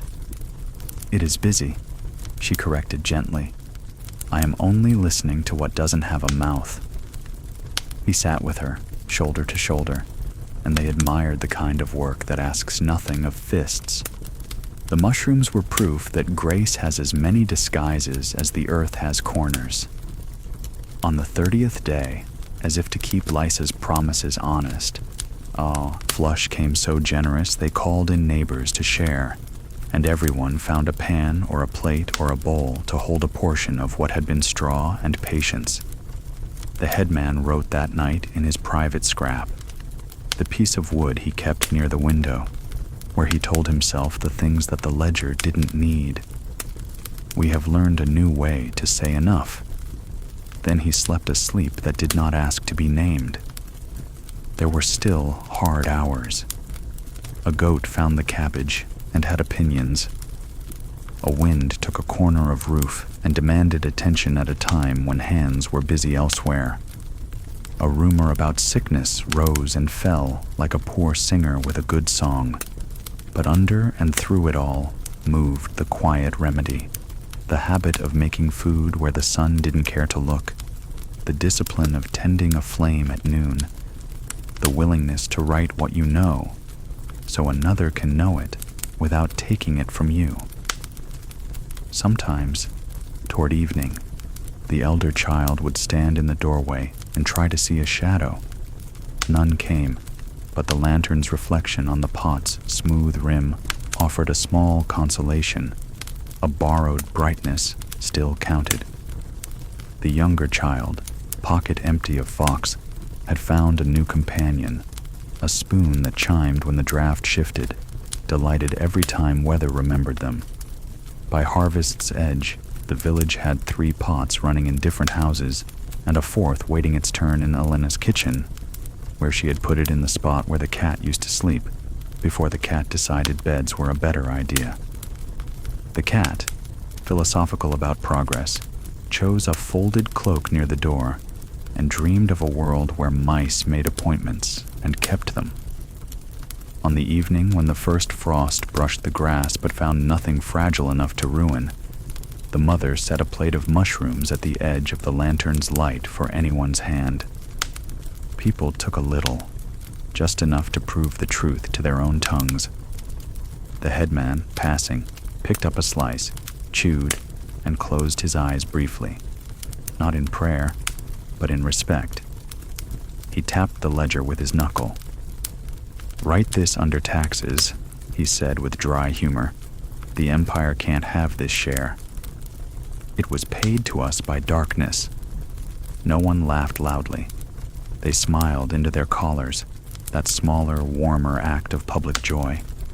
Then they went home by the path they knew, carrying a thin, savory memory on their breath, the kind of nourishment that lasts until morning. Calm spreads across the farm in gentle twilight. The day never gave itself fully to the sun, but by the time evening approached, even a dim light found a way to stretch longer over the fields. Twilight was no longer just a border between labor and rest. It had become its own kind of season, a half-hour kingdom where the world felt safer, quieter, and more forgiving than at noon. That evening, the family lingered in the yard rather than hurrying inside. The father set aside his hoe and leaned it against the wall as though it, too, deserved a moment of peace. The mother carried out a basket of mending, her fingers busy even in rest, because rhythm has its comforts. The elder child scattered seed for the hens, who scratched at the dust with a patience that outlasted hunger. The younger one traced patterns in the soil with a stick, shapes that had no name, but seemed to carry their own meaning. From the shed, the faint smell of mushrooms and straw drifted, a reminder of how life had chosen to grow in shadows. The ledger on the storehouse step carried fresh lines, written in the headman's square hand. The lantern, though not yet lit, waited in its place like a companion who knew when to speak and when to keep silence. The traveler had gone days earlier, his absence a hollow in the rhythm of work, but the echo of his stories remained. When neighbors came by in the evenings, they sometimes repeated the tales he had shared: a widow who adopted children, a fisherman who shared his catch. Each retelling softened the fear that clung to the air, weaving reassurance out of fragments. That night, as twilight deepened, the headman passed by the farm and stopped to sit on the low wall. He carried no news, no decree, only his quiet presence. "The square is calm tonight," he observed. Even the dogs seem to agree that peace is worth more than barking. The father nodded, grateful for calm that did not need explaining. The mother lifted her head from her sewing long enough to smile faintly. The children looked up from their games, sensing that the moment itself was worth remembering. Inside, the fire was already banked, waiting to be coaxed into flame. But no one rushed toward it. Instead, they let twilight hold them, a gentle pause between effort and sleep. Neighbors drifted past, some waving, some simply inclining their heads. One brought a jug of thin wine, another left a sprig of mint at the doorway. Small exchanges, wordless most of the time, formed the net that held them all. When the first star appeared, a faint pinprick visible through the haze, the elder child pointed it out. "It means the day is finished," the child said, as if declaring the end of a ceremony. The headman, amused, answered softly, "It means the night is kind enough to begin slowly." Later, as the family moved indoors, the lantern on the storehouse step was lit, its circle of light soft but steady. The father paused to watch it for a moment.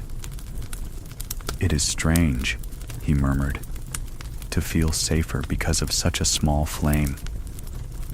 The mother, passing by with the younger child drowsy in her arms, replied, "Sometimes a small thing is the only thing." The night grew thicker, and calm spread like warm water poured carefully into a basin. The house filled with the smell of simmering herbs, the murmur of bedtime stories, the quiet scraping of a knife set carefully on the table. Outside, twilight faded into night, but it left behind its gift, a sense of order, a reminder that even in uncertain times there are hours that belong only to peace. Silence carried warnings long before voices dared to speak. The harvest weeks had left their mark on everyone, faces thinner but stronger, hands calloused yet purposeful, eyes rimmed with fatigue but holding a quiet pride. For a time, the farm seemed to breathe easier. Grain bins were stocked, the vineyard had yielded enough for a small store of wine, and the mushroom pots along the north wall continued their secret work in the dark. Yet beneath this rhythm of sufficiency, silence began to gather like a storm no one wanted to name. At first, it was only small absences. The road, once carrying a trickle of travelers, grew strangely empty.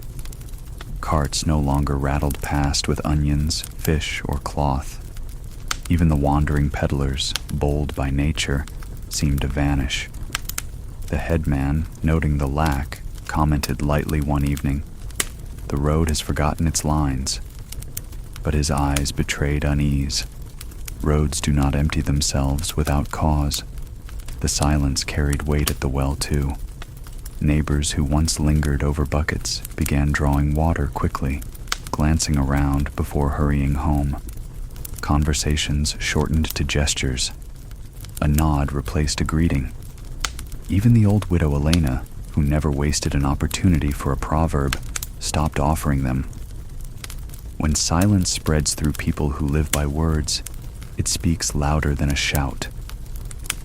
At supper one evening, the father remarked, "I passed the miller's boy on the lane." He looked away before I could ask him how his father fared. The mother folded her bread with careful precision. "Fear," she said simply, "teaches the tongue to hide."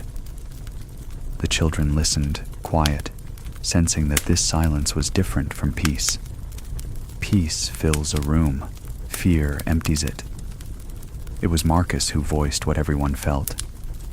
"Does the quiet mean the sickness is near?" His young voice trembled slightly, but he did not look away. The father set down his cup, placed a hand on the boy's shoulder. "The quiet means we must listen harder," he answered. It was not a denial, nor a confirmation, but the kind of truth that leaves room for courage. Nights grew heavier with that silence. Dogs barked less, which made their occasional cries all the more startling. Once, a cart creaked by in the dark, but its driver did not call greeting or sing to keep himself company. Only the wheels spoke, then faded, leaving a hush that pressed against windows like fog. The lantern at noon became more than ritual. It became a signal. Its small flame reassured those who passed by that life still pulsed in the square. Sometimes, a shadow lingered at the edge of its light, watching without stepping forward. The watchers did not call out. In times like these, mercy was to allow someone the comfort of presence without demanding words. One afternoon, the mother noticed fewer birds in the orchard. The trees bore fruit, but the usual flutter and song were missing. "They know before we do," she whispered, as if admitting a secret. "The world grows quiet when it senses grief coming." She plucked apples with deliberate gentleness, as though each were a fragile promise. In the evenings, neighbors gathered less often. When they did, their talk circled carefully around safe subjects: weather, planting, tools, stories of old festivals. But always, in the pause between topics, the silence returned, heavy as an unwelcome guest at the table. Children, sensitive to what adults cannot admit, played games that imitated funerals, laying stones as markers, whispering pretend prayers. Their laughter had an edge that unsettled their parents, though no one scolded. Children often rehearse what the world prepares to teach. The father began setting a washing basin outside the door each night, vinegar in the water, a ritual that spoke what mouths would not. The mother stitched new cloths for covering mouths and noses, using scraps of linen meant for better days. The elder child asked, "Are we preparing for what is already here?" She answered softly, "We are preparing so that when it comes, we are not strangers to the work." Even Thomas, who had lived through other plagues and carried the reputation of knowing too much, fell quieter.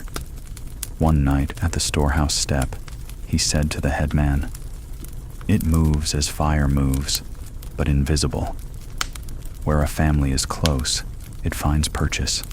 Where neighbors cling, it passes hand to hand. The silence we hear now, that is its shadow."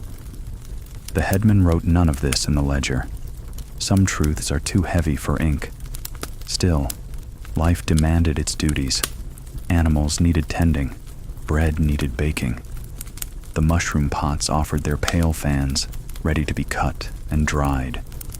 These tasks, repeated, carved out a rhythm stronger than fear, though fear still threaded through each moment like a dark stitch in otherwise bright cloth. One evening, as the family sat by the hearth, the younger child asked for a story, not of heroes or gods, but of the old days in their village. The father hesitated, then told of a festival, of lanterns strung across a square, of songs that lasted until dawn. His voice grew softer as memory overtook him. "The night was loud," he said, "so loud that even sorrow had no place to sit." He looked around their quiet room, where even the fire cracked modestly. We did not know how lucky we were to have noise enough to keep grief at bay. The mother reached for his hand. "We know now," she said gently. And so, the storm of silence grew, not with thunder or lightning, but with empty roads, hushed wells, and glances that carried more than words could bear. The family braced themselves, not with shields or swords, but with the small rituals of care. Vinegar at the door, cloths folded neatly, herbs dried for boiling, and the unspoken vow to hold together when the silence finally broke into sound. Care learned new shapes when hands could not meet. The first knock came at dusk, not loud, not hurried. 3 soft taps like a question put to a door that might be sleeping. The father rose and did not open at once. He moved through the familiar rituals without haste. The vinegar basin set just inside, the cloth ready by the latch, the small lanthorn in his palm so that light, not breath, would be what traveled first. Only then did he lift the bar and ease the door a hand's width. On the step stood the miller's boy, hat crushed in his hands, eyes red in a way that comes more from air than from tears. "My father," he began, and the rest followed without being said. The mother stepped up behind the father, while the children stayed where they had been told. Across the room, hands folded, still as if the floor had become a pond, and any sudden move would make a ring they could not call back. "Tell me," the father said, not to hurry the boy, but to put a rail around his words so they wouldn't spill. The story was simple and ordinary, the sort of story the year had been rehearsing for months. Heat that rose and would not bow, a cough like a broom on stone, a heaviness in the limbs that argued with blankets. The mill's wheels stood quiet, grain waited in sacks that seemed to listen. The mother reached for the basket they had set aside for such errand. Cloths, the small jar of resin, dried thyme the color of late grass, a flask of vinegar, and a note in the headman's careful hand. Air the bed, drink warm, keep washing. Knock again if breath grows thin. She wrapped the basket in her shawl and placed it on the step, a gift to a threshold that could not be crossed. "This is what we can give," she said gently. "We will set a watch." A watch, then, not the sort from old stories where men stood with spears and looked for shapes moving in the dark, but one for a quieter enemy. The headman, already moving house to house with a ledger that had learned to speak instruction as well as measure, came in the blue hour to mark names and hours. Households took turns keeping the village's pulse, one for water to be boiled and left at gates, one for herbs to be mixed, one to carry quiet words where louder ones would fail, one to sit by lantern light at the square and answer the dumb questions fear asked with its eyes. That night, the lantern at noon became the lantern at dusk as well, its glass cleaned until it forgot its own scratches, its wick trimmed so the flame would neither brag nor sulk. They set a second seat beside it, so the one who kept watch would not feel like a sign more than a person. Thomas took the first hours, his hands busy carving spoons that would be needed later, his foot resting on the ledger's corner so it would not blow shut. He didn't call out to passers-by. He let his presence do the work of words. At their own door, the family laid out the little rites that had become as normal as setting bread. The basin made sweet with vinegar, the cloth that would catch breath if voices had to cross a small distance, the ladle set outside so water could be shared with a nod, the small plank of wood on which the mother chalked lines, 3, then a space, then 3, as the hours of their watch eased by. The younger child, curious and solemn at once, traced over the chalk with a finger, smoothing it as if to wish the time kinder duties. News traveled the way careful news does, by looks, by the angle at which one carried a bucket, by whether a window was cracked or tightly closed. No messenger ran, no bell rang. Even grief understood the year's rules. Speak softly, carry what you can, do not add wind to a house already shaking. The miller's door remained shut. The boy appeared now and then to lift the basket, his eyes learning the trade of gratitude without touch. The mushrooms by the north wall continued, their pale tiers widening like stacked plates laid out for a feast that would be eaten slowly. The mother dried a tray and set it in a cloth pouch with careful knots the miller's boy could untie without looking. The smell from the pot was steadying, like wet stone warmed by a hand, like an early page in a book you've read before and trust to end kindly. So began the vigil. Hours, then days, marked not by sun, but by what it asked of them. In the mornings, the father and elder child walked the orchard rows, knocking frost from leaves with a stick gentler than it looked. In the afternoons, the mother boiled water until the windows wrote their breath on the glass, then opened them so the air could rearrange itself. Marcus fed the hens and spoke to them as if they were children, who were frightened for reasons they couldn't name, and perhaps they were. At the square, the headman chalked a list on a plank hung from nails. Water, East Lane, herbs, south, watch, north step, news, paper at Elena's window. He didn't call the list orders. He called it what we owe each other this week. Underneath, a line. If your house needs more hours of sleep, put a ribbon on your latch. We will pass more quietly. Ribbons appeared the next morning, gray, blue, a brave yellow on a door that refused to be more sad than it had to be. The miller's boy knocked again the second night, and this time his voice slipped on the word better, as a foot slips on wet stone. The mother did not chide hope for thinking it could run before it could stand. Here, she said, setting out a flat stone on the step. In the morning, put the bowl you used here. I will scald it and leave it for the next house that asks. After he left, she stood with her hands together and watched the space he had been, as if by watching she could be a small warmth he might carry home without touching. In their small back room, the children's reading lesson changed color. The letters were the same, a steady as a gate, E like a comb, M a pair of knees politely together. But the words chosen were different. The mother found phrases that worked like hands. Boil water, open windows, sleep well, stay near, we wait. Marcus, tongue caught between teeth at the concentration curve, managed we wait. And then, as if something inside him had righted, he managed we keep watch. He traced the letters again and again, until the phrase felt like a small wooden toy he could keep in his pocket.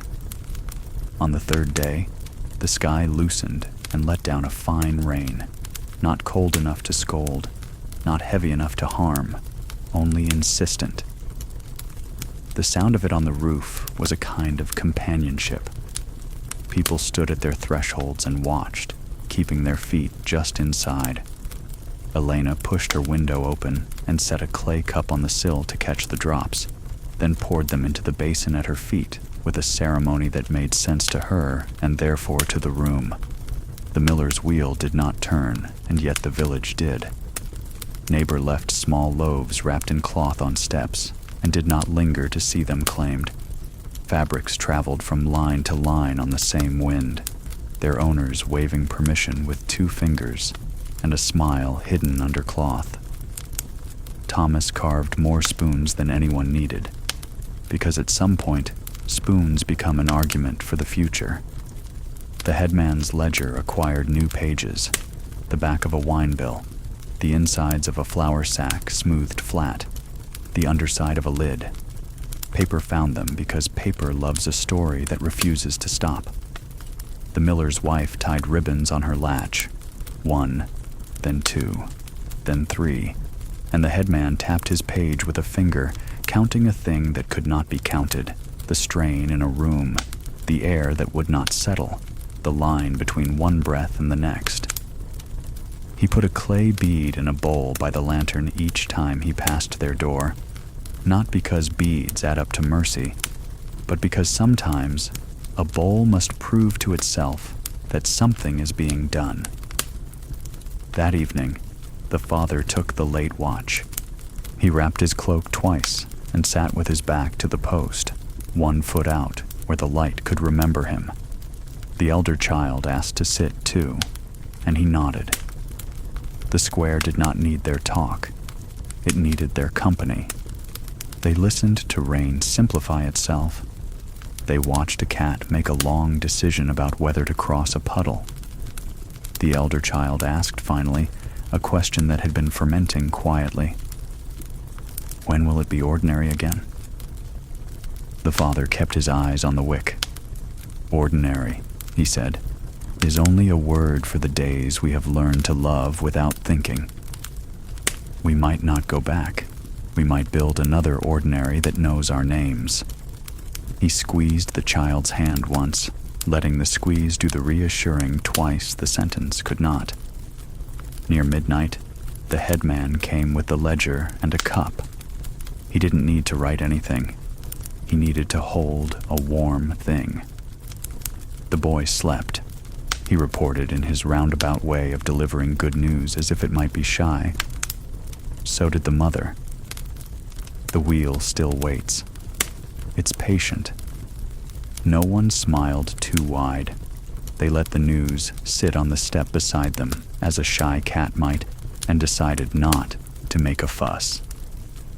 By the fifth dawn, a wind off the hills swept the rain aside, and the village looked washed and smaller.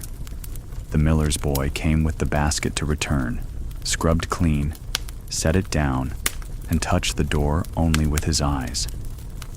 "He is quieter," he said of his father, which in that week meant better. He asked for broth. He asked what day it is. The mother nodded, not at the facts, but at the shape of speech returning. She set 2 bowls on the stone and a small posy of thyme and mint, silly and perfect, because beauty had not been banned. The day gathered its chores and did them. Pigs grumbled at the fence and were answered. A line snapped and was tied again with a knot that would be a story for someone someday. Elena planted a pot of parsley and shook her head at it as if to say, "Do not get ideas." The mushroom pot made a sound like a sigh when it was watered. The younger child fell asleep in a chair before sunset and was carried to bed without waking, all wait and trust, which is another kind of medicine. But the vigil was not only for one house. The silence that had gathered at the edges of the village still floated there like a fog that had learned patience. They kept the lantern. They took turns with the basin. They wrote the small phrases that reminded hands what they knew in case fear asked them to forget. They stopped at one another's steps and left nothing or everything, a piece of twine, a heel of bread, a story whispered through cloth. On the 7th day, a cart creaked down from the road with 2 sacks of barley and a rumor that the city had drawn its gates closer. The driver, a woman with arms like young trees, spoke from her seat without climbing down. "They are asking names at the wall now," she said. "They are measuring who belongs." She didn't say whether that was wise or cruel. Some measures refuse judgment.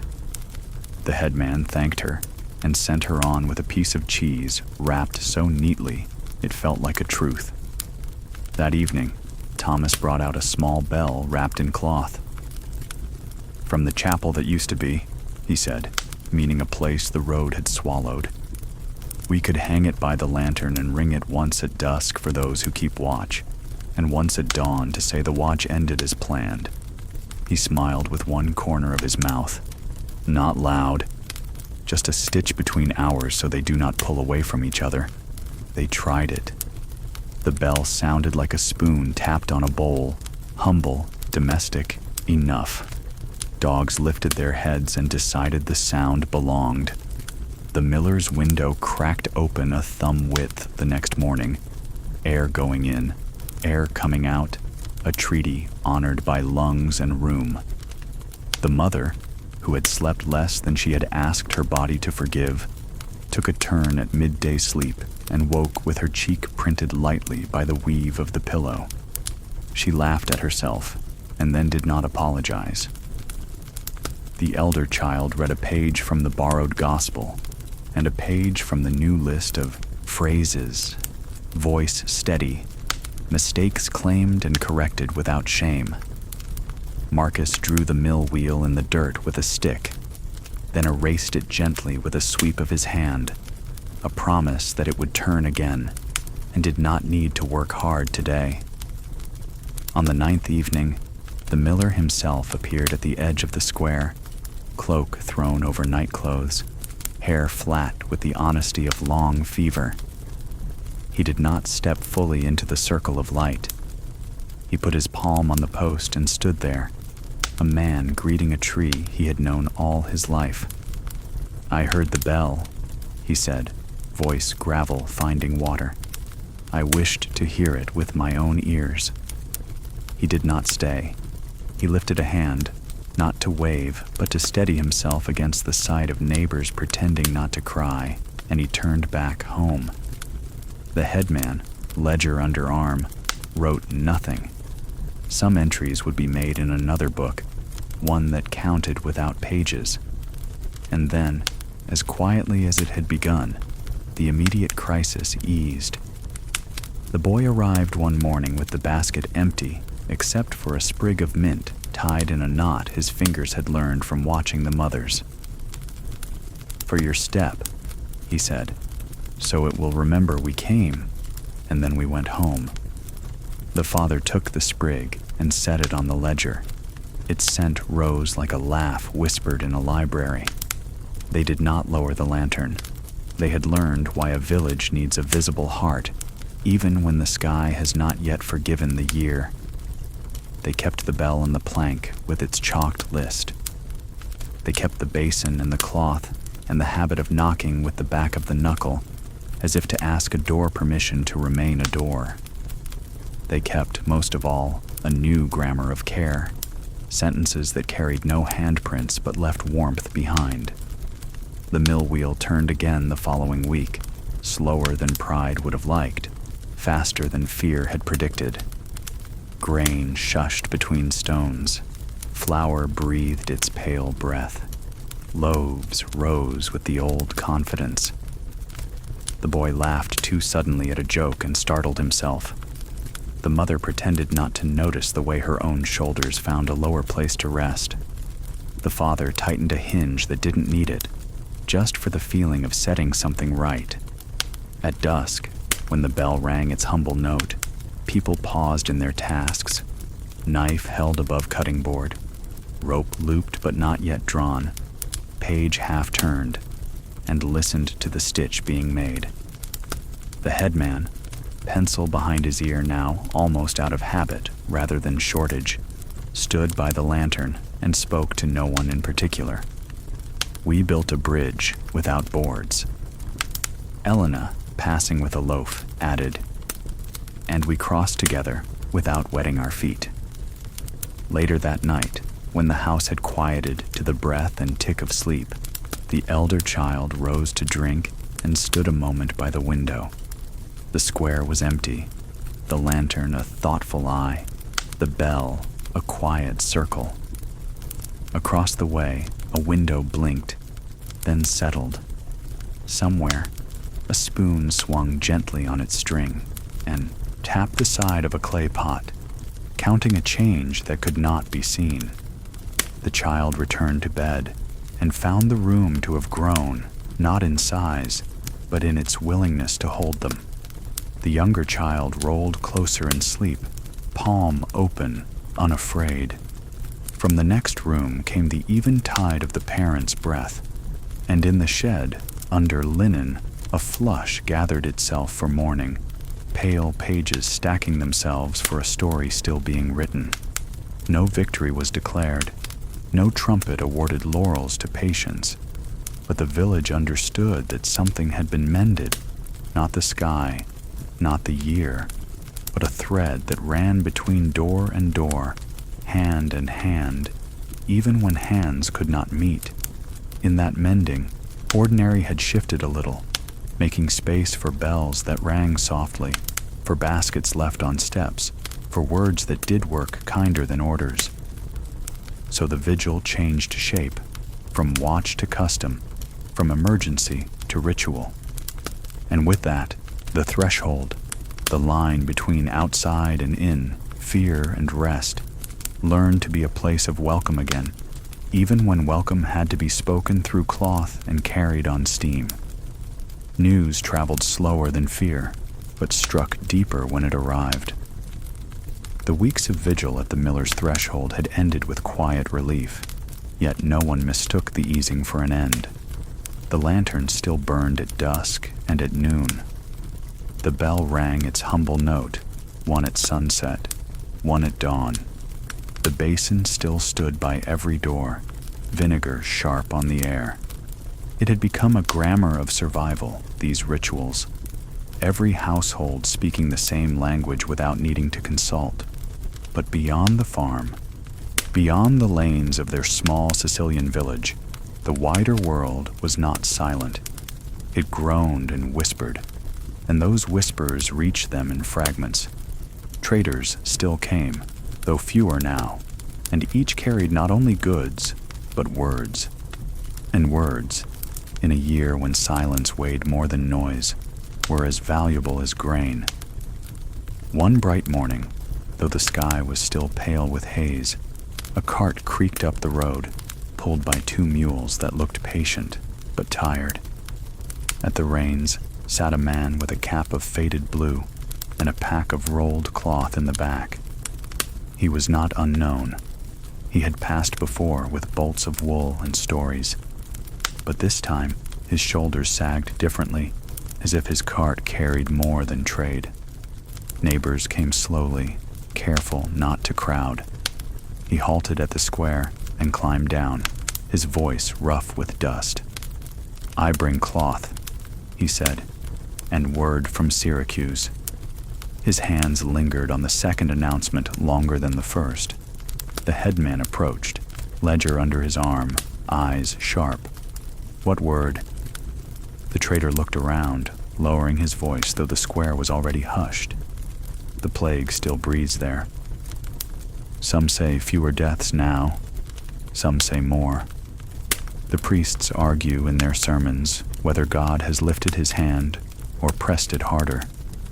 The harbor smells of smoke and resin where they burn the belongings of the sick. The great market is thin, stalls half empty, and yet the ships keep coming. At that, a murmur ran through the listeners. Ships were lifeblood, but they also carried unseen passengers, illness folded into bales of cloth, fever tucked into a sailor's lungs. The trader saw their faces and added, "I heard too of Constantinople. They say the emperor himself was taken ill but recovered. A third of the city gone, whole streets emptied. The Hagia Sophia rises still, stones stacked as though to challenge the silence itself. But what is a church against hunger?" He shook his head, weary. And farther yet, whispers from the north, that villages lie abandoned, fields left to weeds, some swallowed by snow though it was still summer. The crowd listened, not interrupting. Each word fell like a stone into water, the ripples reaching hearts that were already tender. The elder child, standing close to the father, tugged at his sleeve. "Is it true?" the child whispered. The father's lips pressed tight, then softened. "It is true that someone saw and someone told, and that is enough to teach us caution," the mother asked gently. "And what of hope? Did you bring any of that in your cart?" The trader paused, his face softening. He reached into the back and lifted a small bundle. "Seeds," he said simply. "Lentils hardy. They will sprout where wheat sulks. A farmer gave them to me near Corinth, saying, 'If they do not feed my land, perhaps they will feed yours.' That is the only hope I carry, and perhaps it is enough." The mother took the seeds with both hands, as one would accept a child. The trader's gift was written into the ledger that evening, not as debt, but as mercy. In the days that followed, more fragments arrived. A shepherd wandering down from the hills spoke of whole flocks lost to strange summer snows, of herders who packed what little they had and drifted south. "They say the gods are angry," he muttered, "but sheep know nothing of gods, and they died all the same." From a passing pilgrim came word of China, though few believed he had truly been so far, that yellow dust fell from the sky there, and rice fields drowned in frost. "They call it heaven's anger," he said, "but when the rice withers, even the most devout grow thin." Others brought tales of the desert to the east, where rains had turned dry valleys into green. "Goats graze where once only stones did. a merchant claimed, eyes bright. Perhaps a blessing, though whether blessing or omen, none could agree. Each story joined the rest, weaving a tapestry too wide for one village to understand. But together, they painted a truth.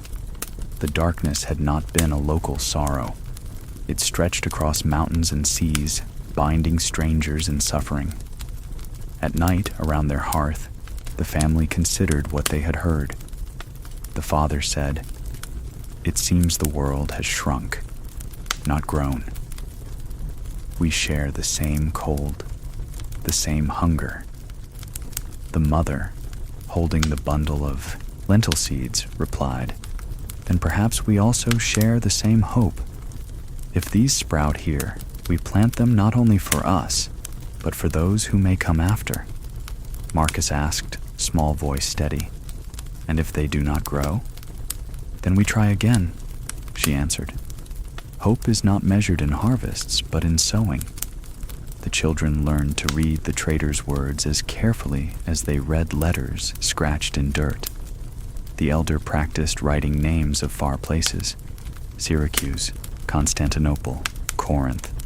Each name was like a door to a room they could not enter, but imagining it gave them courage. Meanwhile, the farm's tasks remained. Sheep needed shearing, olives needed pressing, and the mushroom pots gave their pale harvests. These ordinary duties pressed back against the enormity of the tales. Work, the father reminded them, is what steadies hands when the heart wavers. But no one forgot the stories. They carried them into dreams, into whispered conversations by the well, into careful notes in the ledger. "A third of the city gone," Thomas repeated one evening, shaking his head. "And yet the emperor lives." Strange how fortune chooses Elena, who had been silent a long while, added, "Strange, too, how stories travel farther than sickness. Perhaps it is stories we should fear or cherish." The lantern on the step flickered, steadying again as if to remind them. No tale, however vast, could erase the small circle of light they tended together. That night, when the children lay in their narrow beds, the elder whispered to Marcus, "Do you think the seeds will grow?" "Yes," he answered, though sleep tugged at him. "Because we will watch them." And in that simple vow, heavier than any decree from the empire, lay the truth of their survival. Not grand victories, not distant thrones, but the patience to tend a handful of seeds, the courage to listen to the world's sorrow, and still rise in the morning to do what the day required.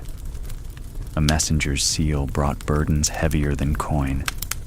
It was a morning washed in pale gold, the kind of light that gave more comfort than warmth. The wheat stood tall, bending in a breeze that smelled of the sea far off.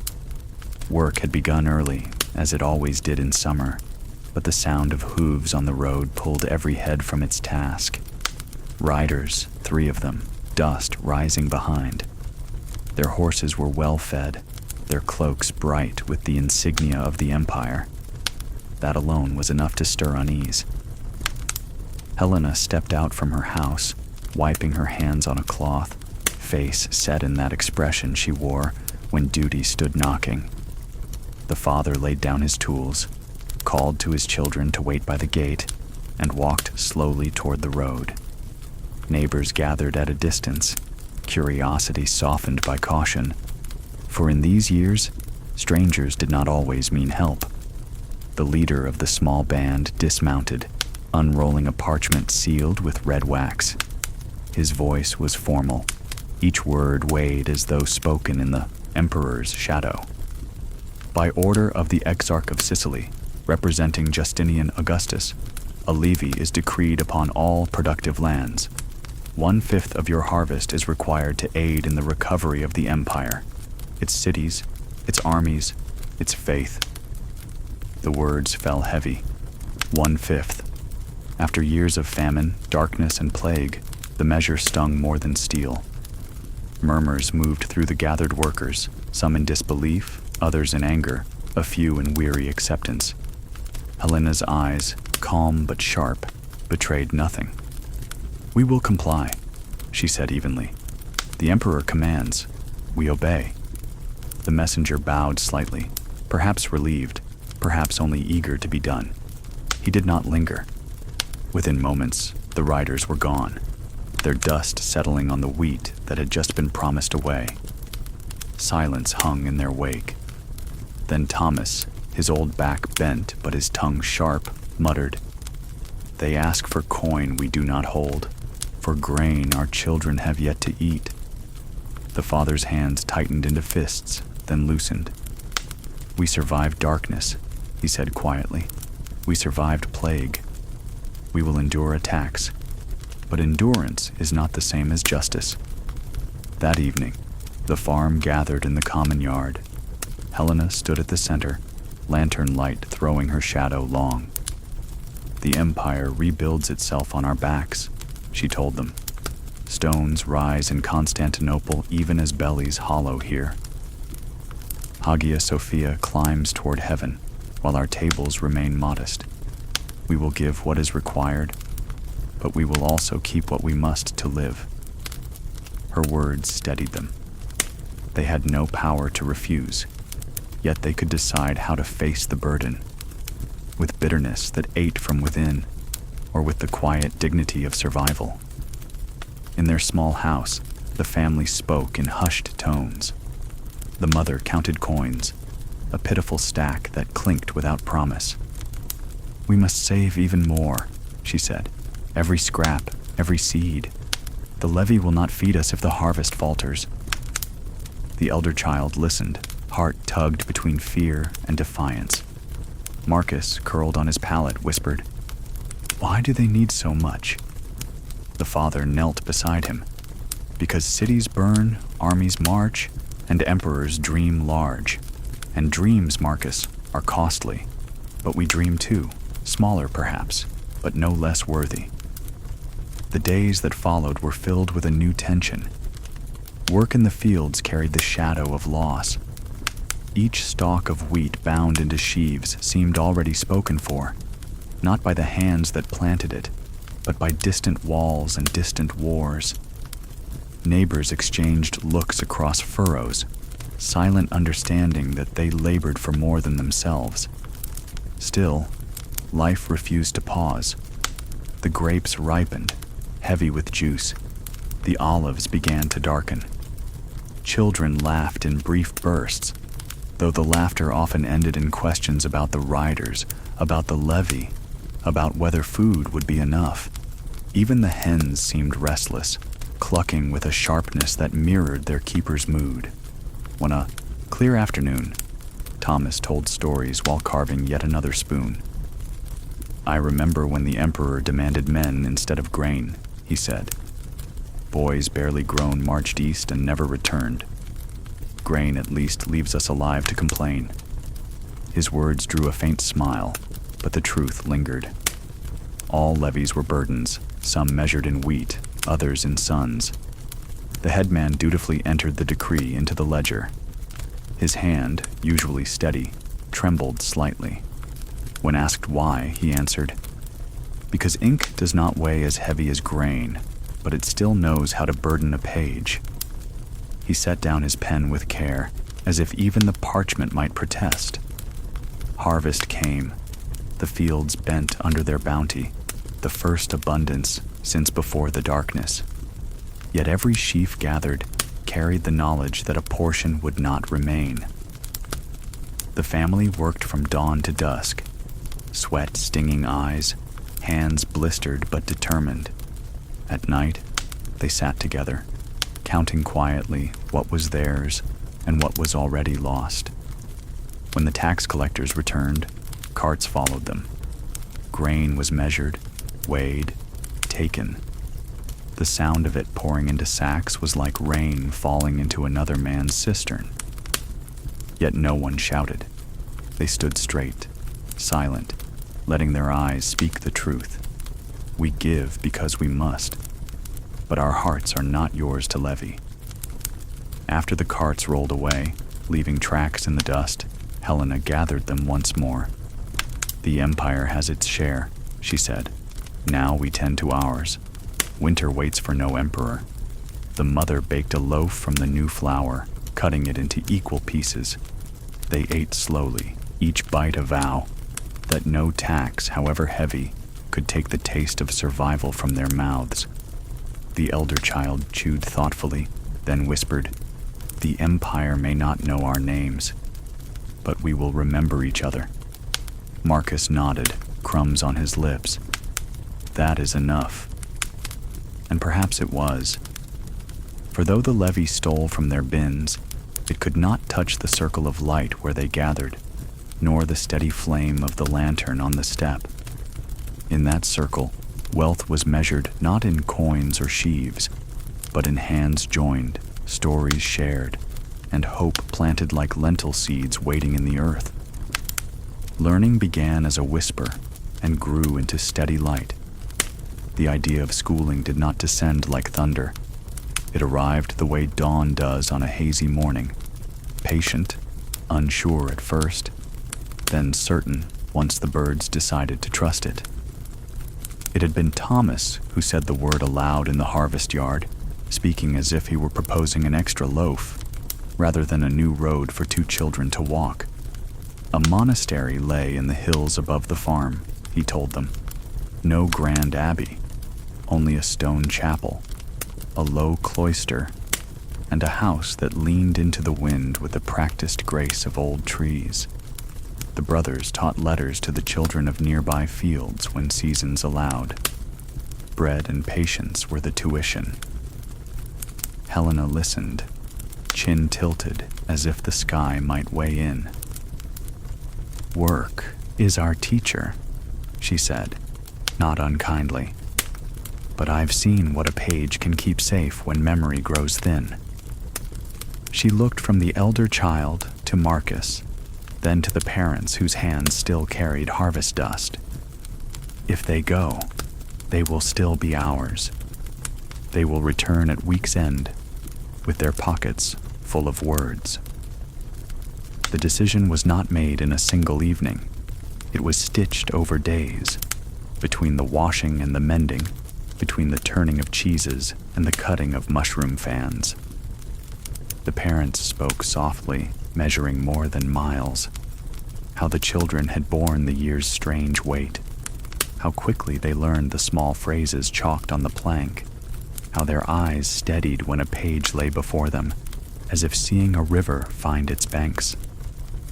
At last the mother folded the idea the way she folded a cloth and set it where everyone could see it. "We will try," she said. "A trial week.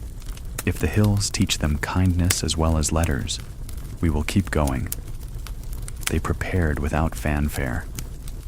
Thomas fashioned 2 wax tablets from scrap wood and beeswax skimmed during the honey harvest, smoothing the dark surfaces with the heel of his hand until they shone faintly. "These remember and let go," he said, drawing a line and then erasing it with a warm thumb. "Good for mistakes, better for trying." He carved 2 styluses from olive switches, the points sharpened, the ends flattened for smoothing, pencils that could mend what they had marred. The mother stitched small bags for the tablets and slipped a sprig of thyme into each, her habit of tucking comfort where fingers might find it. On the morning they set out, the farm woke earlier than usual, as if to watch them go. The bell by the lantern sounded once, not for alarm, but acknowledgement. 2 for learning, Elena muttered approvingly from her doorstep, shawl pulled tight. "Bring back a story from my window." The father shouldered a small satchel with bread, a wedge of cheese, and 2 apples, and they took the road that lifted gently into the hills, the children walking between their parents as a matter of love rather than caution. The way was familiar for the first hour. Fields they had worked, an olive grove that kept its own counsel, a spring where the water always tasted like a promise. Then the path narrowed and began to braid itself with stones and roots. The land told a different grammar up here. Footsteps had to learn where to land. Marcus kept a finger on the wax tablet through the cloth, as if the smoothness might steady his feet. The elder child counted breaths, marking the rhythm in a chant learned from cows. 4 beats in, 1 to hold, 4 out. Barn music repurposed for hills. They reached the monastery just as the sun found the courage to show itself fully. The buildings were smaller than imagination had made them. A rectangle of cloister open to a square of herbs. The chapel turned modestly east. A bell no larger than a hat hung from a beam. A brother in a brown habit stood by the gate with a broom. Its bristles splayed like a star. He lifted the broom in welcome, as one might lift a hand. "Pilgrims?" he asked, smile patient.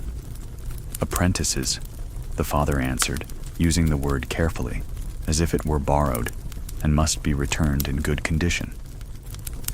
Brother Matai, so he named himself, ushered them through, the broom leaning gently on his shoulder, as though it too were curious. The cloister smelled of rosemary and wet stone. On a bench beneath the arcade, a young brother was mending a sandal, waxed linen thread passing in and out with a tidy confidence that soothed to watch. Farther along, a woman from a neighboring farm set a loaf on a warm stone to cool, nodding at the newcomers as if one nodded to weather turning fair. The schoolroom was only a room, whitewashed walls, a high window that made a square of light travel the floor, a table with its scars visible and honorable. On the far wall, a wooden board bore letters painted in black, tall, modest, rounded, a family of shapes waiting to be learned. "We keep to simple things," Brother Matai said.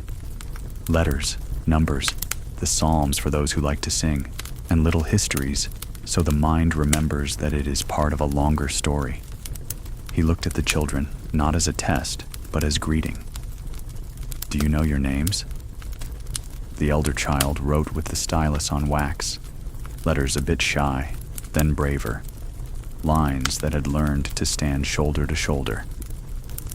Marcus watched, then set his own point down and wrote a shape that was more picture than name, then tried again until the meaning showed through. "Good," said the brother, the kind of good that did not weigh, only warmed. "We begin where you are and go as far as the day allows." He glanced to the parents. "They will be safe here. We ring the bell if we need voices stronger than ours." The parents stayed for the first hour, a courtesy offered, a comfort accepted. Lessons began with sound rather than sight. Names of letters spoken like beads on a cord. Alpha, beta, gamma, each a step, each a door. The brother kept the pace the way a careful walker keeps to the middle of a bridge. When Marcus stumbled over an eta, the elder child tapped the rhythm softly on the table so he could hear the turn before taking it. When the elder child frowned at a sigma that refused to look the same twice, the brother showed how a hand remembers a curve if the breath is kind about it. Between letters came small stories. A woman named Sophia once asked her 3 children what wisdom was. Brother Matai began, pushing a basket of dried figs into reach and waiting until each small hand had taken one. The first said, "It is knowing many words." The second said, "It is knowing when to use few." The third said, "It is knowing when to be quiet and listen." Sophia kissed them all and said, "You are each a third right. Put the thirds together, and you will be close, enough to whole for this life." The children finished their figs without crumbs and nodded at a wisdom they could carry. When it was time for numbers, the brother spilled chickpeas onto the table and made tiny hills with them, tens that could be touched. Marcus moved the beans as if they were lambs returning to a pen. The elder child lined them like soldiers, then laughed at the stiffness and let them group in friendlier ways. "Units are neighbors," the brother said. "They like to join, and they like to part. Our job is only to keep count without making a fuss." At midday, the bell chimed, not loud, more like a spoon on a clay bowl, and they went to the courtyard to eat. Bread, a heel of cheese, an apple halved and shared. The parents took their leave then, not at the gate, but a few paces back, so the leaving would not rub against stone. The father clasped the elder child's shoulder once and let go without words. The mother pressed a kiss to Marcus's hair, breathed in thyme and wax and the lemon soap of the morning, and said only, "Later." Later is a kind door. Afternoon brought reading, which at first was listening. The brother read slowly from a small book whose pages had known many fingers. "Blessed are the poor in spirit," he read, but paused to explain how poor sometimes meant open, and spirit sometimes meant breath, so that the blessing sounded less like lack and more like room. "Blessed are those who leave room for the wind," he paraphrased, smiling. "They will not topple."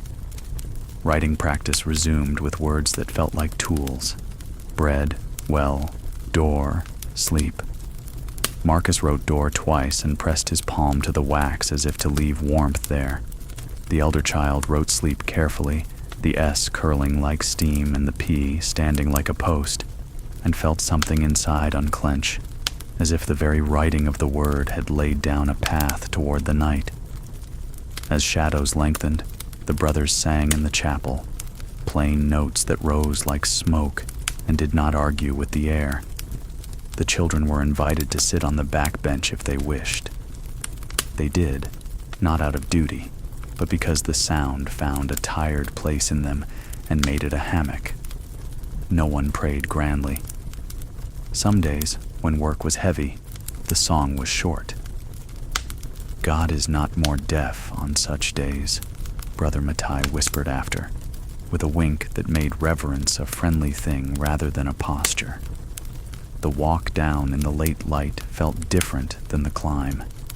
The tablets weighed no more, and yet felt heavier with what they held. Names, small sums, a story about Sophia and her thirds of wisdom, the shape of sleep. The path that had tangled them in the morning now seemed to place its stones in easy reach. From a high turn, they saw the farm below, the house and sheds, the pale mushroom wall, the yard where the lantern waited for evening. "It looks smaller," Marcus said, surprised. "It will look larger again when we are inside it," the elder child answered, surprised at sounding older. At the gate, the bell by the lantern sounded once, not because they rang it, but because Thomas, seeing them from his bench, reached out with his stick and tapped it with the kindness of long habit. Elena waved a towel like a flag, and then pretended she had only been airing it. Helena stepped from the main door with the look of a woman measuring 2 lengths of cloth and finding both true. "Well?" she asked, the kind of question that waited rather than pushed. The elder child held up a tablet. Marcus held up his. The letters were unremarkable to the eye, wobbling slightly, but the faces behind them were their best argument. "They sang," Marcus reported, as if it were a market fact. "We wrote door," he added, tapping the word as one might test a plank. "It holds." That night, supper tasted the way food does when a day has earned it. The father listened to the lesson about chickpeas and laughed when Marcus lined them up again on his plate.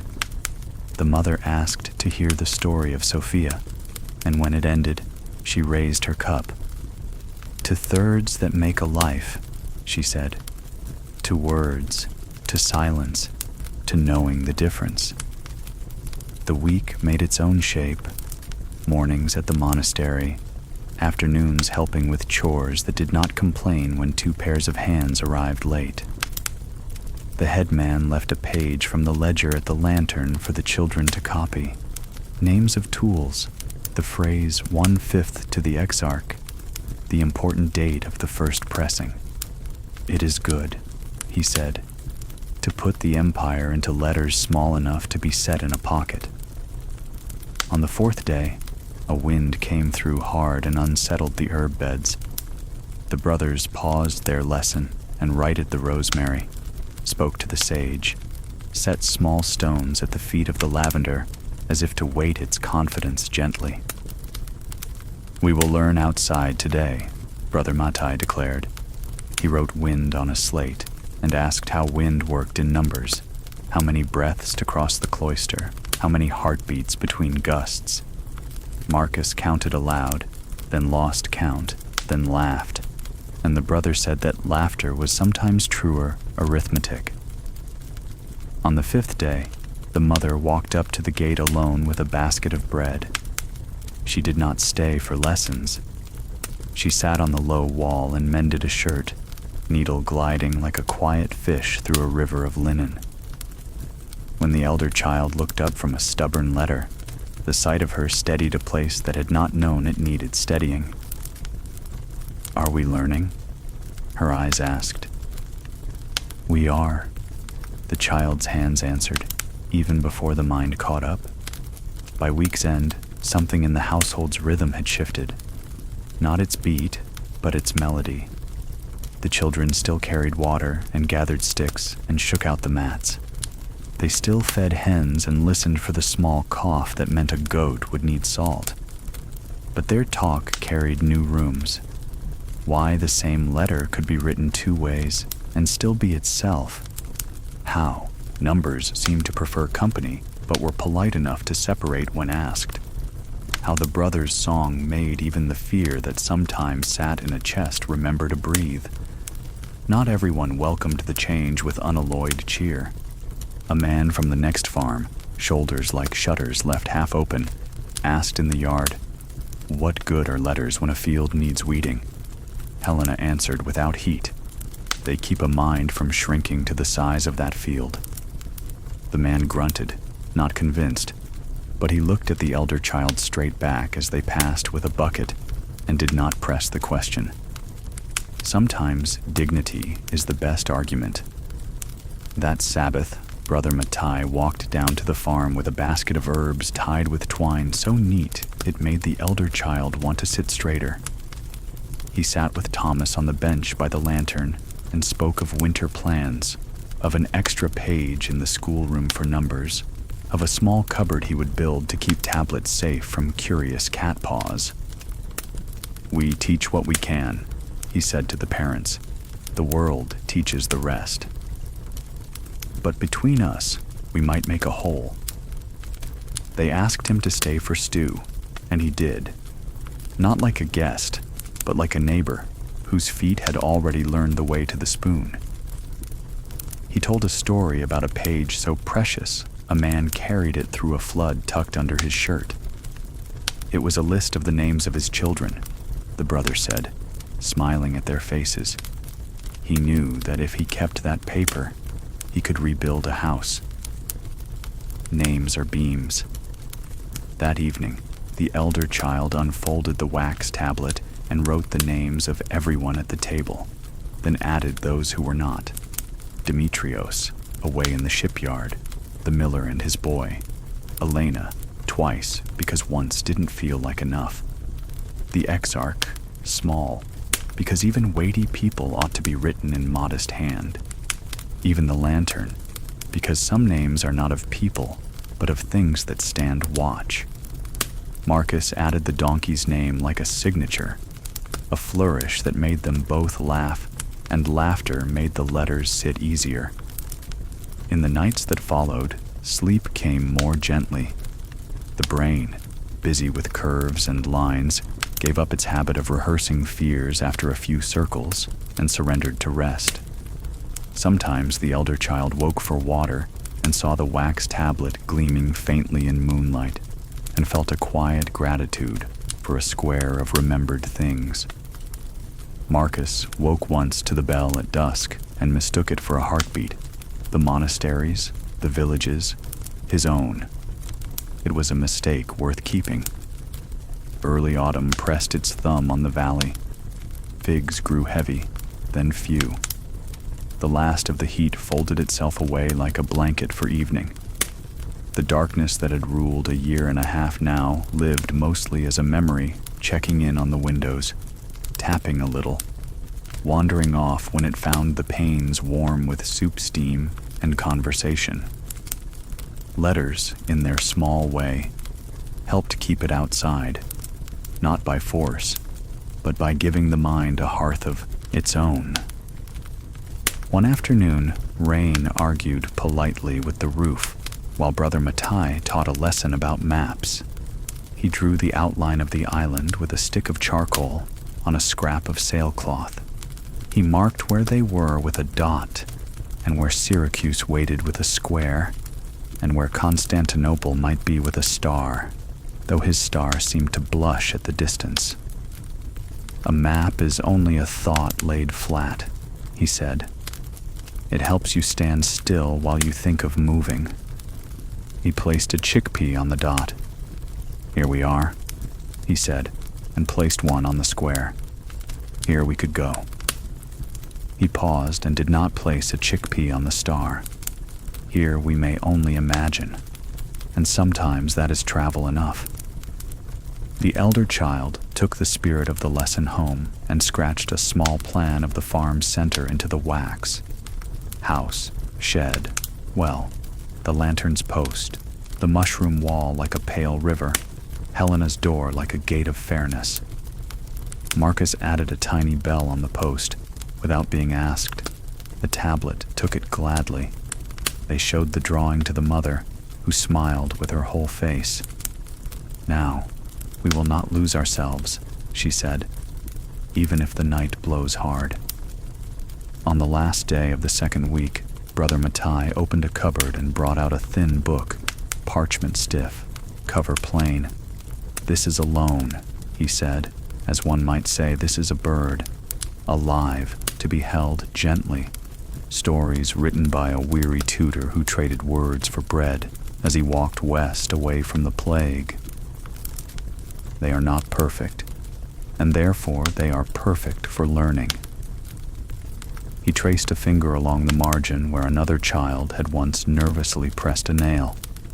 "Read it together, or let it read you while stew simmers. Bring it back dry." The family carried the book home with the care they gave to newborn kids. They did not open it at once. They set it near the fire and let it get used to the room. The elder child sat at its side, the way one sits by a shy guest, making no demands. When the stew had softened even the hard streaks of the carrots, the father nodded, and the mother opened the book on her lap. The letters looked like a small town, some houses leaning, some prim, all together in a street that made sense because it chose to. The story they read was simple: an old fisherman teaching his granddaughter to mend a net, telling her the names of knots as if they were cousins who visited in different seasons.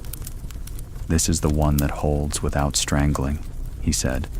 "This is the one that yields and then remembers."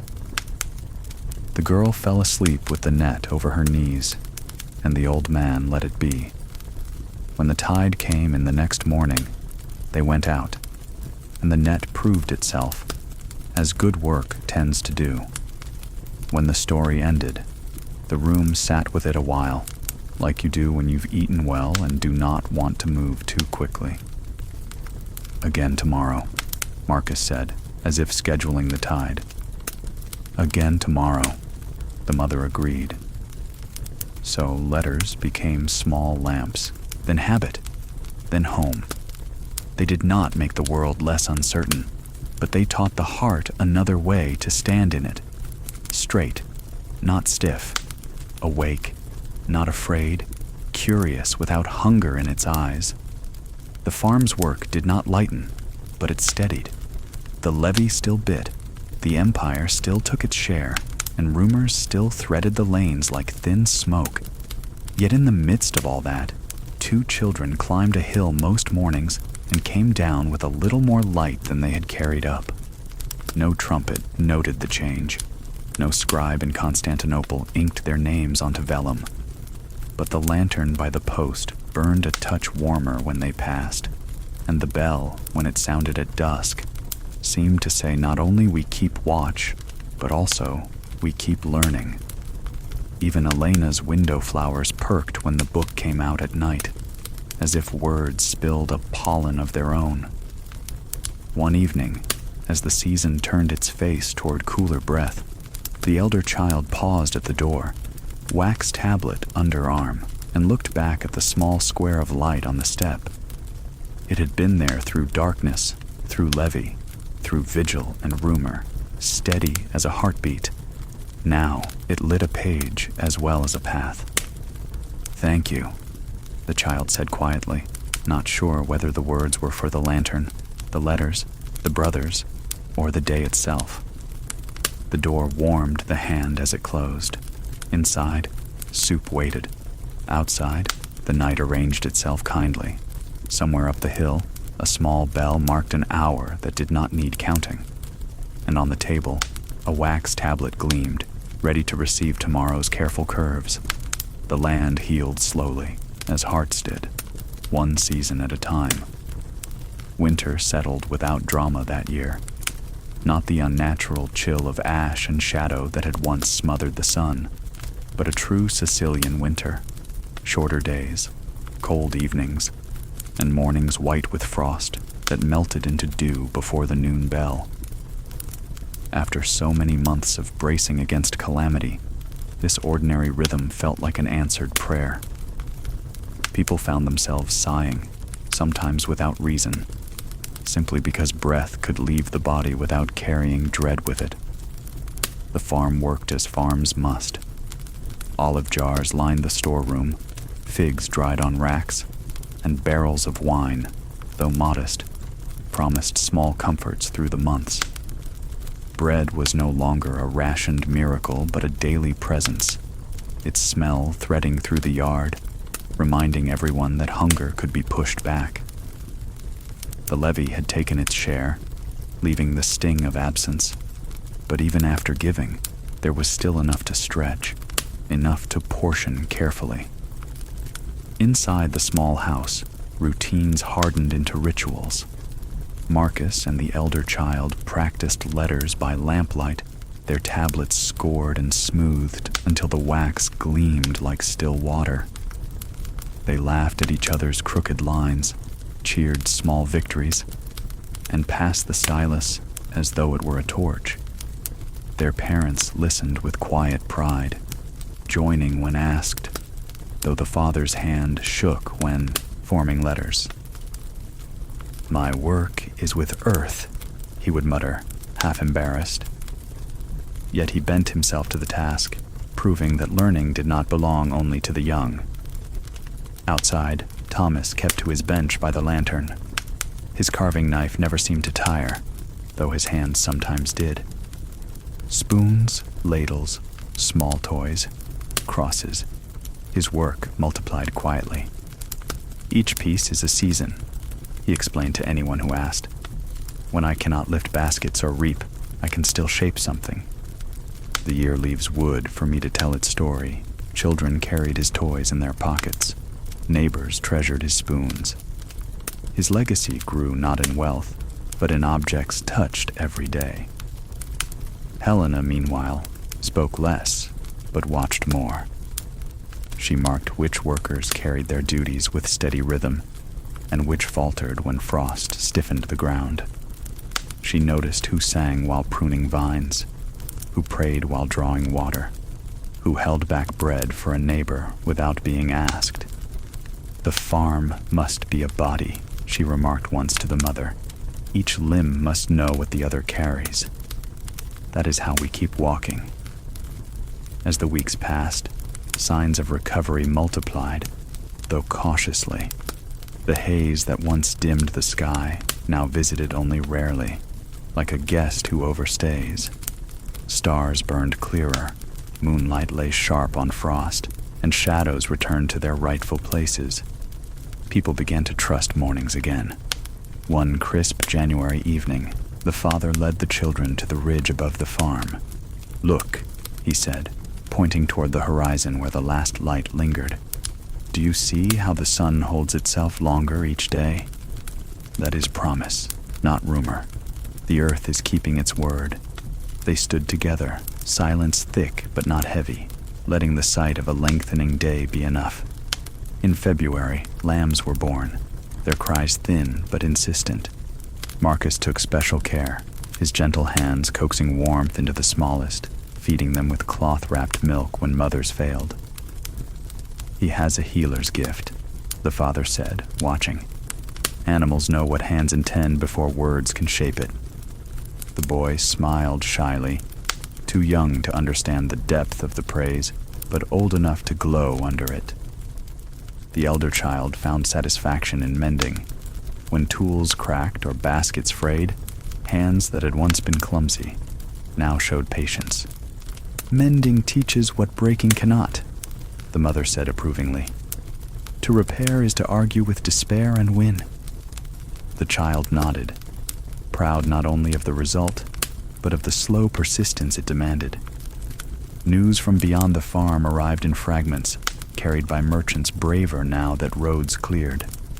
Constantinople still rebuilt, its scars deep but gilded by Justinian's ambition. Some said the plague was waning, others swore it lingered in pockets, ready to flare again. The empire staggered, yet it stood. Such reports made their way into evening conversations, shared not with panic, but with sober curiosity. Like weather, forecasts for far lands. By early spring, the farm pulsed with new energy. Shoots of wheat broke the soil, tender but insistent. Vines showed green tips, daring frost to return. Bees woke and began their restless work. The sound of them filled the orchard, buzzing a hymn older than empires. Helena declared a day of planting for the lentil seeds brought months earlier by the trader. Workers gathered, each taking a handful. These were given as hope, she reminded them. Let us plant them as such. They pressed the small seeds into furrows, covering them with earth, each gesture a prayer without words. Children scampered behind, marking the rows with sticks. The air that day felt lighter, as if even the sky approved of beginnings. At supper that night, the mother set a loaf on the table, golden and fragrant. "We will eat with gratitude," she said, slicing carefully. "And tomorrow, we will wait with patience." Marcus asked, "What if the seeds do not grow?" The elder child answered softly, "Then we plant again." The father smiled, pride in the quiet resilience of words that echoed his own. As weeks folded into months, the lentils sprouted, their green delicate, but determined. Each morning, children ran to check, cheering each new leaf as though it were a soldier in a growing army of survival. The farmyard hummed with cautious joy. Even Thomas carved a new spoon with lentils etched along its handle, a token of the promise now rooted in soil. By summer, abundance returned in earnest. Wheat rose thick, grapes swelled, olives filled. The levee still loomed, but harvest promised both survival and surplus. Workers labored under the sun without complaint, sweat running but hearts lighter. Songs returned, halting at first, then fuller. Laughter drifted across fields, startling even the birds unused to such music. One evening, during the first pressing of wine, Helena allowed a festival. Lanterns hung from posts, bread was baked with honey, and Thomas's flute played a tune that stumbled into joy. Neighbors danced awkwardly, shaking rust from their bodies, until rhythm found them again. The children laughed, faces flushed with a brightness that had been too rare. The elder child whispered to Marcus, "Do Do you remember when silence weighed like a stone? He nodded, then smiled. Now it is lighter. Like a feather. The night ended with everyone gathered around the fire, Helena raising a cup. We survived darkness. We survived plague. We endured levy. Now we live. Let us not forget how to live. Her words settled into every heart, an oath stronger than parchment. Recovery, they understood, was not sudden. It came in seasons, slow, uneven, but true. The land healed in furrows and vines. The people healed in songs and letters. Each day added a thread to the cloth of normalcy, weaving something stronger than what had been before. And in that weaving, the small house glowed brighter each evening. The lantern on the step no longer stood guard against dread alone. It welcomed joy back across the threshold. Within, voices rose in stories, lessons, laughter. Without, stars shone sharp, unhidden, as if the sky itself had been mended. Travel and tales stretched the farm's horizon beyond its fields. By the time the second summer after the darkness began to wane, life at the farm had steadied into a rhythm that felt both familiar and new. The fields no longer looked fragile. The vines hung heavy with promise, and children's laughter carried farther without being muffled by fear. Yet in that season of balance, a fresh current stirred, not one of dread this time, but of curiosity.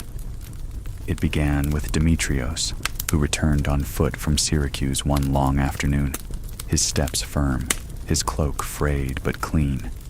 The elder child was the first to see him from the ridge while gathering sticks. "He comes," the child whispered, half in disbelief, half in joy. Marcus ran ahead, nearly tripping over his own feet, to greet the man who had once traded his safety for theirs. The father clasped Demetrios by both shoulders, a gesture of gratitude too deep for words, while the mother offered bread and water as though they had been expecting him all along. Demetrios carried news as well as his own frame. "The harbor lives again," he told them that evening over stew. "Ships arrive with grain from Africa, with cloth from the Levant, not the abundance of before, but enough to remind the city that it still breathes. The plague has lessened, though whispers remain. And still, Justinian dreams large. His armies push into Italy. His builders raise domes that seem to defy the sky." The family listened, each taking the news in different measure. The father weighed it against the levy still pressed upon their bins. The mother compared it with the quiet safety of Helena's land. The children, wide-eyed, let the names themselves sparkle like distant lanterns. Constantinople, Africa, Italy. Places sounded less like threats now, more like doors. Demetrios stayed 3 nights. He showed Marcus how to mend a saddle strap, told the elder child how sailors used stars to read their way home, and sat with Thomas by the lantern, trading silences and short stories. When he left, he promised to return again, though none could say when. His departure left a gap, but not a wound. Rather, it left a window open to the wider world. Soon after, other travelers followed. A merchant passed with jars of honeyed figs from the interior. A pilgrim brought word of a shrine in the hills, where candles burned even during storms. A soldier limping home from Italy spoke of ruined cities, of Gothic warriors and Byzantine banners, of victories that felt like losses. Each carried their own tone, their own rhythm, but together they reminded the village that they were part of a world that stretched far beyond furrows and vineyards. Neighbors gathered more often to hear these stories. The common yard became a square of voices, lanterns glowing. Children perched on steps while adults traded questions and answers. "How does the sea look in Syracuse now?" one asked. "Are the markets safe?" another ventured. Sometimes answers were clear. More often they were clouded, yet the asking itself mattered, for it tied them to something larger than their own walls. The elder child began marking these tales in wax, scribbling place names with care: Antioch, Ravenna, Alexandria. Marcus, curious, drew little pictures beside them: waves for the sea, a dome for the Hagia Sophia, a stick figure holding a staff for the pilgrim. "So we remember," he said, proud of his contribution.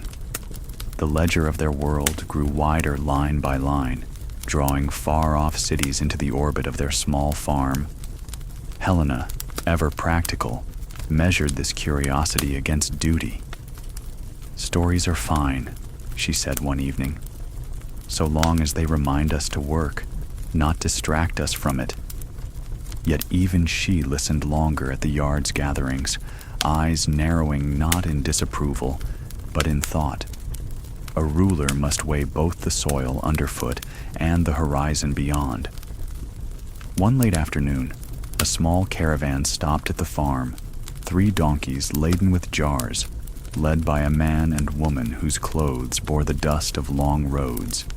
They sold oil, heavier and richer than the farm's own, and in return asked only for bread, water, and a place to rest. Around the fire that night, the woman told of her brother in Antioch, who had survived the darkness only to lose half his family to plague. "He builds again," she said, "because hands cannot stay idle, not even when hearts ache."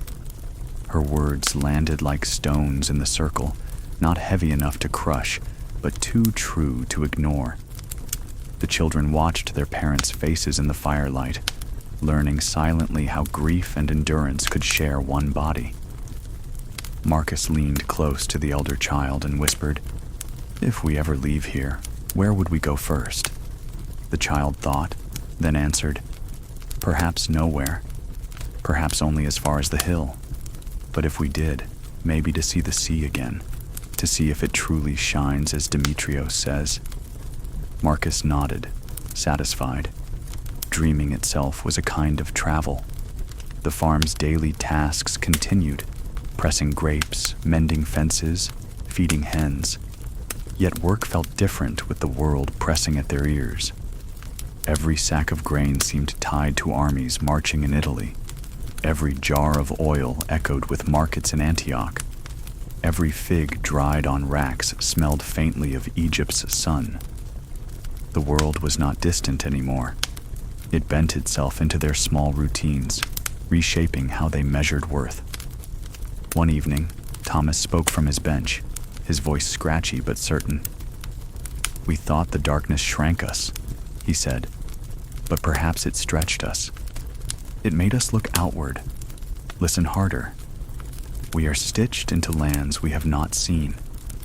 His words rang true, a kind of wisdom shaped by years as much as by plagues. That autumn, Helena approved another festival, not as lavish as the first, but still with bread sweetened by honey, lanterns strung from posts, and music played on reed and drum. This time, the stories told were not only of what had been endured, but of what lay beyond. Children acted out a sailor steering by stars. A worker mimicked a merchant haggling in a crowded square. Even laughter carried the sound of distance, echoing off walls that no longer seemed to confine. When the fire burned low, the father lifted his cup. "We are more than our fields," he said quietly. "We are part of a world still wounded, still healing. Let us not forget that our hands, though small, add to its mending." Heads nodded, cups lifted, and silence followed, not the fearful kind, but the solemn kind, the silence of people realizing their lives had meaning beyond their gates. That night, the elder child lay awake, wax tablet near the bed. The letters of far-off places glowed faintly in memory, like stars too distant to touch but bright enough to guide. The child closed their eyes and let those stars arrange themselves into a sky wider than fear, a map of belonging that stretched past fields, past seas, into the steady hum of a shared humanity. In the calm that followed, they gathered what should endure. The first true cool of autumn came with a smell you could almost taste. Clean earth, stone after sun, a shy nudge of smoke from kitchens testing their chimneys. It was the kind of weather that made people stand a little longer in doorways just to feel the edge of it. The kind that drew a shawl tighter and then loosened it again for the pleasure of choosing. The year, having kept its word through spring and summer, now asked a quiet question. What will you carry forward? On Helena's farm, the answer was not given in speeches, but in chores touched gently, in doors that opened and closed without hurry. The vines had offered their sweet burden and been thanked. The wheat lay safe behind wood and clay. The olives darkened, patient in their promise. Between tasks, the small house at the edge of the lane held its own kind of harvest. Words learned, small courtesies practiced, names remembered with care. The elder child and Marcus still climbed the monastery hill most mornings, wax tablets warm against their sides, as if they held little hearths inside. Brother Matai had added a new practice now that the light came late. Each day began with one line copied from the thin book, something sturdy enough to stand the weather. Mend what you can, bless what you cannot mend, or count only what adds kindness when counted. The brothers were gardeners of sentences, pruning them until meaning showed cleanly, roots firm, leaves simple. When the children came down in the late light, they brought stories to the yard. At first, the telling happened at the doorstep, shy and short. Marcus describing the way lavender holds its scent even in cold. The elder child reciting the shape of a number that had finally learned to sit still. Then Helena, who knew how to move people the way one moves sheep, without making it look like moving, suggested a reading hour at week's end. We did not come this far to keep quiet about what we know, she said, more to the ground than to anyone in particular. Let's let the words walk a little. So a bench was dragged near the lantern post, and a wool blanket folded over its back like a festival sash, and a clay mug of warm water and honey set within reach. Children and adults gathered at the day's frail boundary, the lantern brightening not out of fear now, but for ceremony. Elena sat with her hands in her lap, a hush around her that younger people somehow obeyed. Thomas took his place on the end of the bench, knife idle for once, the pocket where shavings usually gathered left clean as a plate. On the first evening, the elder child read slowly, careful not to outrun breath. The fisherman and the girl with the net, the names of the knots that hold without strangling, the tide that kept its appointment even when no one felt ready.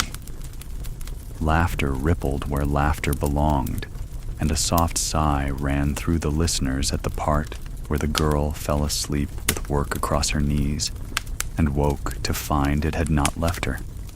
Marcus read next, his finger steady on the page, and when he reached a word that would not come, he looked up, and someone, Thomas, or Helena, or even the father, offered it gently, like handing across a spool of thread. The reading hour became a habit, then a custom, then something like a bell inside people. Every seventh evening, the farm remembered itself aloud. Recovery kept finding new shapes. A traveling potter stopped and taught them to repair a cracked jar with pine resin and patience. A seamstress with clever wrists showed the mother how to cut a worn tunic into 2 shirts for children and still keep a strip for patches. Even the levee, which had bitten so hard the year before, sat with less sting when divided among full bins. Every act of mending taught time to be useful. It was Helena who brought the next surprise. One noon she stood in the yard, where tools leaned like good listeners, and looked at the father with an expression seldom wasted on anyone. "It's time," she said simply. "Thomas's legs pay in pain what they used to pay in distance. I need someone to hold my place when the ridge wants decisions. You see the weather early, and the people clearer." The father's breath jumped, but did not run. He had known the offer might come, had even rehearsed the practical talk. The rations ledger, the seed orders, the tenants who needed firmness laced with mercy. Still, it came like a blessing one never asks for out loud. "If I serve," he said, choosing the old word. "May I keep my hands in the earth?" Helena nodded. "A house by the main door, a small plot of your own, and the right to say, 'Not yet,' when the day wants to hurry beyond wisdom." So they moved. The small house that had taught them how to be a family accepted its folding of blankets and its careful sweeping, its goodbye to corners. Marcus touched the door jamb as they left and thanked it, whispering as if to a patient goat. The new house, larger by a window and a room, closer to the square where voices braided, smelled of cedar and lime wash and possibility.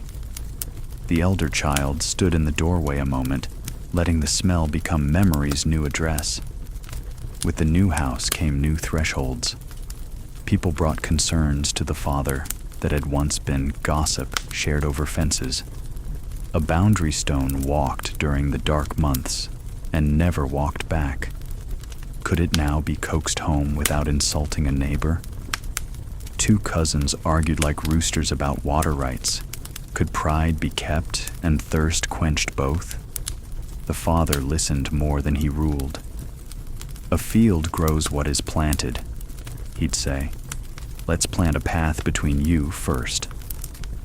Often he sent the cousins away with a task done jointly, a ditch to clear, a fence to mend, and by the time their backs had worked together, their mouths had learned to follow. Thomas, relieved of the heavier burdens, did not retire so much as refine. He made a bell clapper from olive wood veined with pale streaks and set it in the lantern's cup so that the tone at dusk had a warmer heart. He carved gifts that were not needed, but nevertheless necessary. A small boat with a coin hidden in its hull. A comb that gave a stubborn cow's winter coat the shine of pride. A set of 3 small birds to sit on a windowsill and remind a mother what gladness looks like when it perches. "We keep what we practice," he told the children. "So practice gratitude until it stays by itself."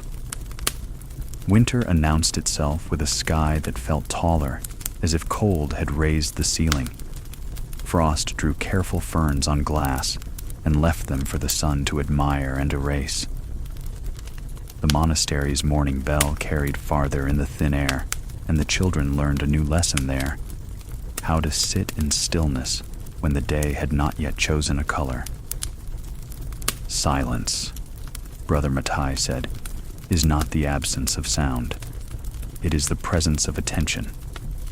They copied that sentence too, and the wax held it like a pond holds stars. There were worries still. A letter, so rare it felt like bird song in winter, from Syracuse carried news of an illness in a port neighborhood, quick to take the unwary. Demetrios wrote that the shipyard had learned to work in staggered shifts, men housed in separate sheds, tools boiled when hands changed. "We do not trust fear," he wrote, "but we listen to it as we would listen to weather coming over water." The mother read the letter aloud in the reading hour, and when she finished, people sat with it the way one sits with a gray sea, not defeated, not indifferent, only alive to it. Then Helena stood and set out a bowl for washing before the supper line, and Thomas fetched vinegar without being asked, and fear, finding it had been given a job, quieted. On a morning so bright it carried the taste of tin, Brother Matthias gave each student a task that did not look like a lesson, "Bring me," he said, "one thing from your life that you would want remembered 100 years from now." The classroom fell into a soft worry. Marcus thought of the lambs he had saved, then of the wooden horse he had been given, then of the donkey's steady gaze, and decided on none of those. The elder child turned the stylus in a hand and considered the objects of that hand's days: bucket, broom, book, door latch, and found that choosing felt like a kind of writing. They brought their offerings the next day. A girl from the ridge carried a small jar of last season's honey, golden as a captured afternoon. A boy whose father mended tools brought a whetstone smooth as the inside of a river's elbow. Marcus came with a loop of worn rope, its fibers polished by use. "It's what we reach with," he said, looking frightened of the simplicity. And Brother Mattai smiled as if a door had opened. The elder child brought the wooden bird carved by a father on a night when the city burned and the future ran.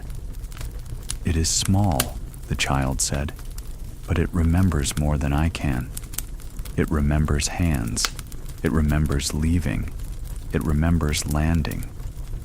The brother held the bird a moment and then set it on the windowsill where the square of light found it. "We will keep these here until spring," he said, "and let them teach the room." A hush settled, the kind that takes off its shoes and sits for a spell. Harvests turned to stores, stores turned to meals, meals turned to energy for the next round of need. After the midwinter fast, Helena proposed another ritual, something the farm could do together that would neither exhaust nor excite, only bind. "We will make a memory table," she said. "One board from every building and fence, one handful of grain from every bin, one stitch from every blanket. We will mark the table with the year the sun returned and eat from it without fear." So the men lifted a plank from the mushroom wall where pale fans still nested and planed it smooth until it showed a grain like water running. The women brought a strip of linen from the oldest quilt and hemmed it to fit the new board's edge.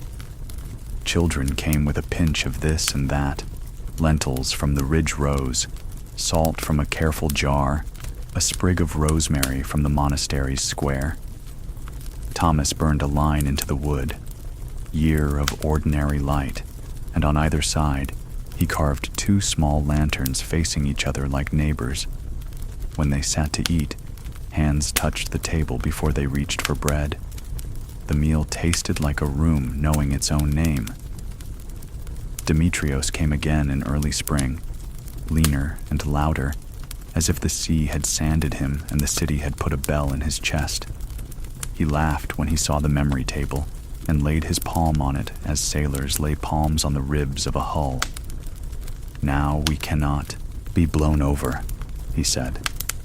He had news wrapped in news of a ship from Alexandria that brought papyrus as smooth as sleeping water, of a baker who had figured how to stretch a sack of flour with ground chickpeas and make the loaves sing in the mouth, of a street where children drew a map of the city in chalk and played at finding shorter routes to hope. He stayed long enough to fit himself into the reading hour and cried a little, shamelessly, at the fisherman's gentle patience. "I have been too fierce with rope," he admitted, and Thomas, hearing that confession, pressed into his hand a small comb for nets. "You can comb your fierceness," the old man said. "It will still be strong." The idea for a time box came not from a brother or a master, or even the head of the farm, but from Marcus, who carried in him a tenderness for the future, as if he had already met it. "What if we save a small meal for someone far away in time?" he asked one evening, chin on the memory table, eyes reading the wood. "Not to eat," he added quickly, knowing loss too well to be careless, "but to show them who we were when the light came back." Helena looked to the father. The father looked to the mother. The mother looked to Thomas. The old man, who had learned when to give his yes, nodded. "We will make a box," he said. "Olive, so it keeps its scent. We will line it with linen. We will put in it 1 handful of grain, 1 length of thread, a little wax tablet with 1 true sentence, 1 small carved bird, and a strip of the map the children drew. Then we will give it to the earth near the lantern, and let the lantern remember where it sleeps." They did as he said. The grain went in first.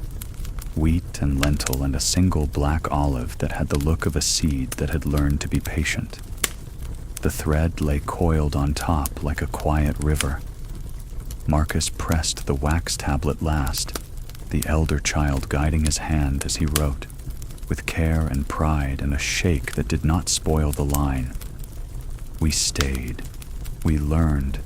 We shared the light."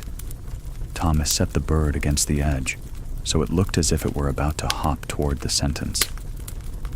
"Birds do that," he said. "They stand where meaning is."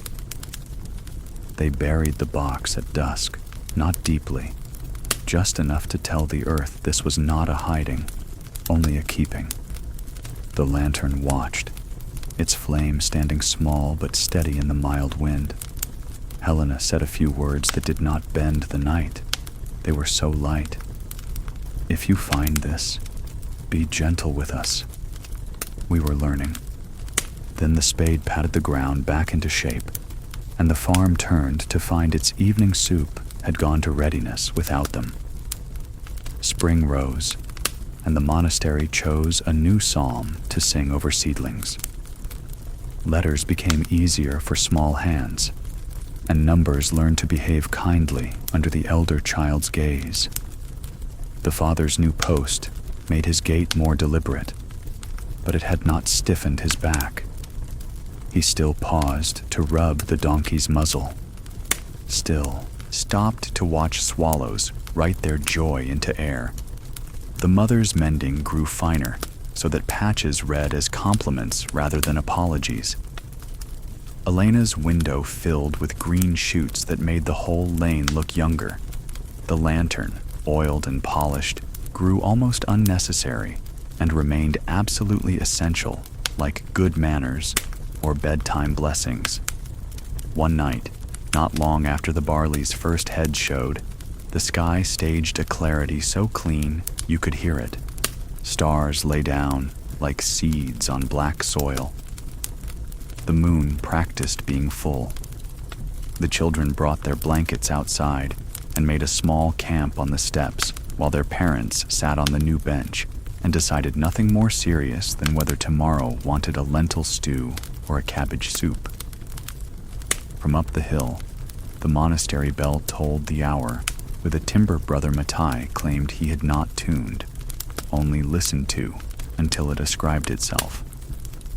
The elder child pointed out a bright, patient star low in the west.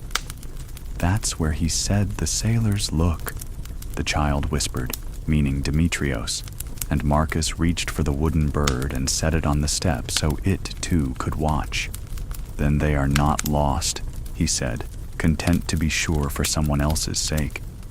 The father rested his hand on the memory table, palm to wood, and closed his eyes briefly in a kind of prayer that did not require words. The mother tucked the blanket closer to the children's chins and let the quiet cover them a little further. They had known years when night brought only worry. Now it brought tenderness, which is not its opposite so much as its healing. From the field, a night breeze went past, testing itself on faces the way a cat will brush a leg to say it belongs. The lantern's flame bounced once and steadied. Somewhere, a sheep sneezed, and then, embarrassed, made sheeply small talk with the grass. When sleep came, it did not have to defeat anyone to win. It simply arrived and was welcomed. The elder child dreamed of opening the time box with the hands of someone not yet born, reading the sentence with a mouth that had never said those words and finding they fit anyway.